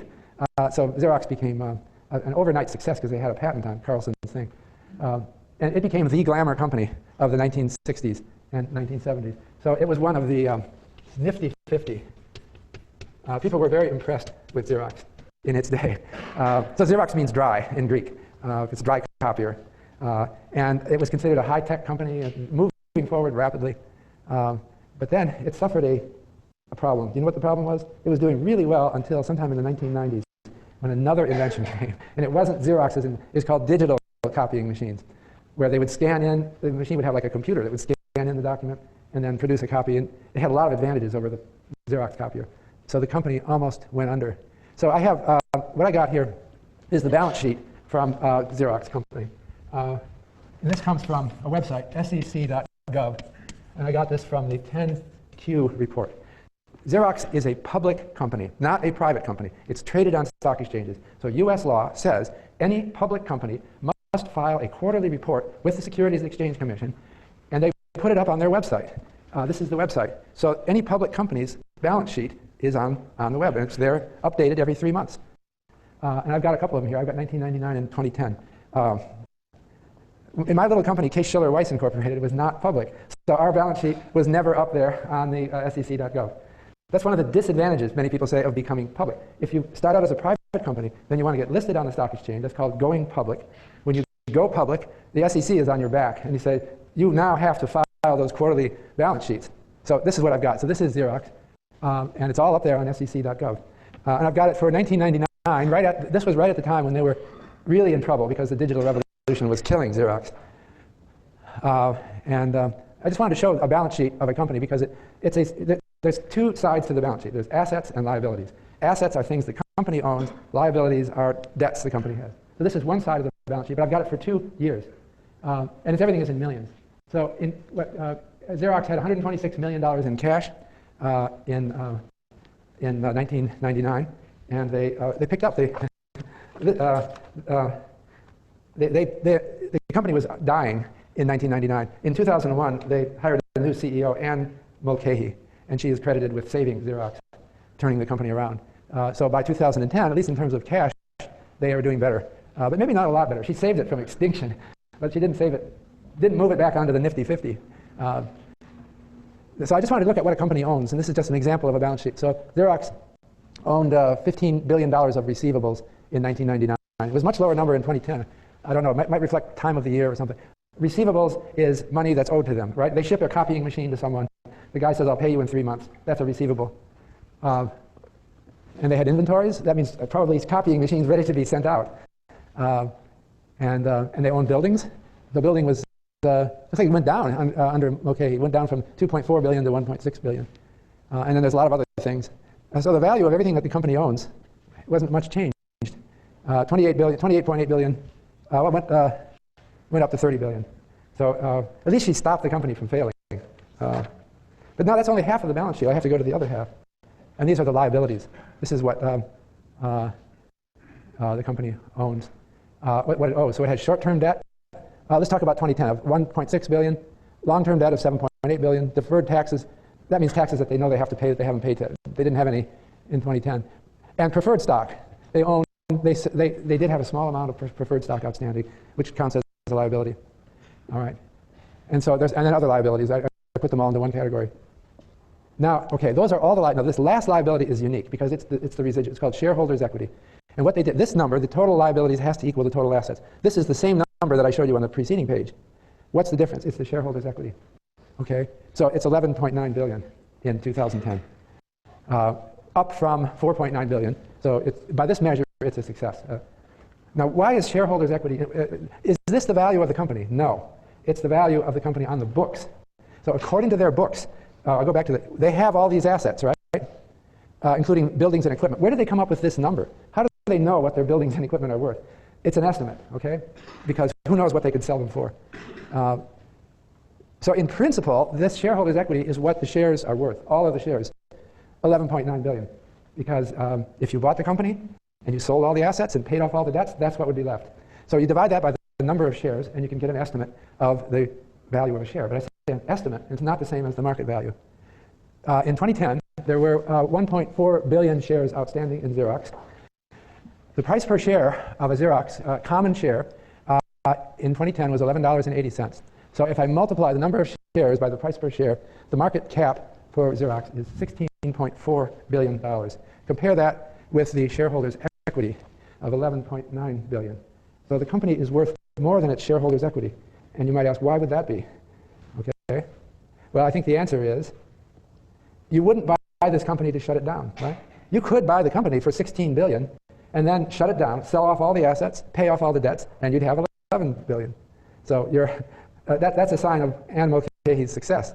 Her company is not going to be shut down. If the stock price falls below the shareholders' equity, it becomes at risk for being shut down. Somebody buys the company and shuts it down because I can make money. If the company were selling for $5 billion, I might do that. Well, not me. Somebody who arranges these things could do that. So I buy the company for $5 billion. I tell everybody, you're all fired. We're going out of business. I sell it. I get $11.9 billion. I've doubled my money. All right? Now, a company can sell for less than the shareholders' equity because the shareholders' equity is kind of a funny number. It's also called stockholders' equity by some people. Same thing. It's a funny number because it involves all kinds of estimates. And you really try to sell that real estate for what it says here, you might find problems. So the value, the market cap can fall below, the market capitalization can fall below shareholders' equity, but probably not too far below. And this is what worries boards and CEOs. They watch their stock price every day, and they've got in their mind that shareholders' equity. And if the stock is falling below that, then they're in danger of liquidation. So they worry. And that's why every morning, if you are a CEO, you don't realize it, if you're a CEO of a public company, you will be watching your market cap every day and comparing that with shareholders' equity. So Xerox is an example of a company that's doing all right now. I'll show you its price. I don't have it all the way back to 1906, but this is the Xerox price per share, and it's corrected for splits and other special factors from 1977 to 2001. And you can see the incredible crash they took after digital copying came in. They were in the 1990s, they were soaring. They looked great. They must have been doing something right. But they had their heyday, and it's over. So Anne Mulcahy came in when the company was utterly collapsing. And I guess she's a success because but it's not its former self. It's limping along. I want to tell you now about Microsoft. So that was founded in 1975 by two people your age, I guess.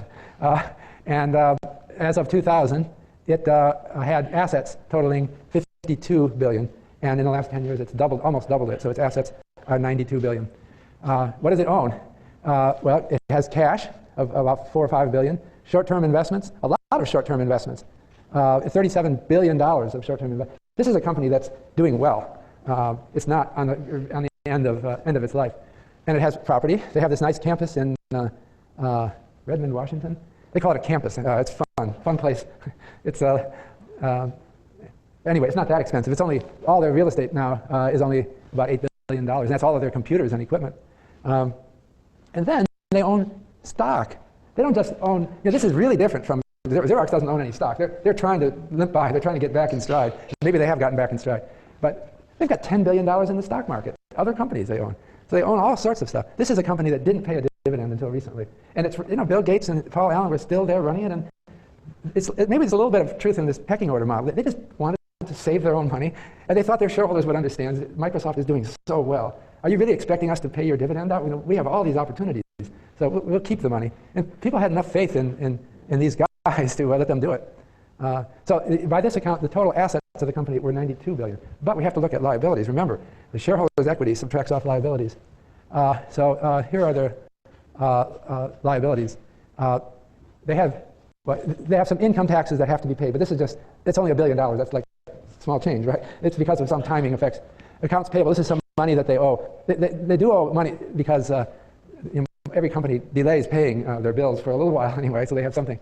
Unearned revenue is revenue that typical cases, they've sold a Windows system, they've got the money, but they really haven't completely earned it yet because you're going to be calling up with complaints and they're going to have to do things in the future for the revenue that they've already earned. So they count that as a liability. They didn't have any debt in 2000. This is strange, right? But I think they were making so much money. Why should they borrow? For some reason, it's now up to about $10 billion, according to, I can't explain that. And so, all right, you add all these up and subtract them from $92 billion, and their shareholders' equity is $48 billion. So they're doing pretty well. They're much bigger. Is that the way to measure Microsoft? Okay. This is a measure of the value of Microsoft. It's really the liquidation value of Microsoft. So you could imagine buying Microsoft and then selling all those assets, shutting it down, firing everybody. Would that be a smart thing to do? You fire everybody, you sell the Redmond campus, you sell all of their computers, and what do you end up with? $48 billion. Well, let's compare that with the market cap of Microsoft. They have 8,497,000,000 shares outstanding. And the price per share at the end of 2010 was $26. So the market cap is $221 billion. So that's over 5 times their shareholders' equity. That means that they have some other value. I think I'm running out of time. This is a plot of, it's interesting what happens in the world. This is my last, I'll stop with this. This is the price per share of Microsoft. I should disclose, I'm now a shareholder. I wish I were a shareholder back then. Nobody believed it. This only goes back to 86, but the company, maybe it was private. I forget when it went public. So we don't have prices, but then we have prices in 86. It really had a run until 2000. And then something broke with Microsoft as well. It looks a little bit like Xerox, doesn't it? I think it was the end of the high-tech bubble. This was a bubble in tech prices, and Microsoft rode the bubble. But it's still doing very well. It's just not going up lately. Anyway, this is an example. We're going to talk about real estate, the other asset class that I mentioned is even bigger than the stock market in our next lecture on Wednesday.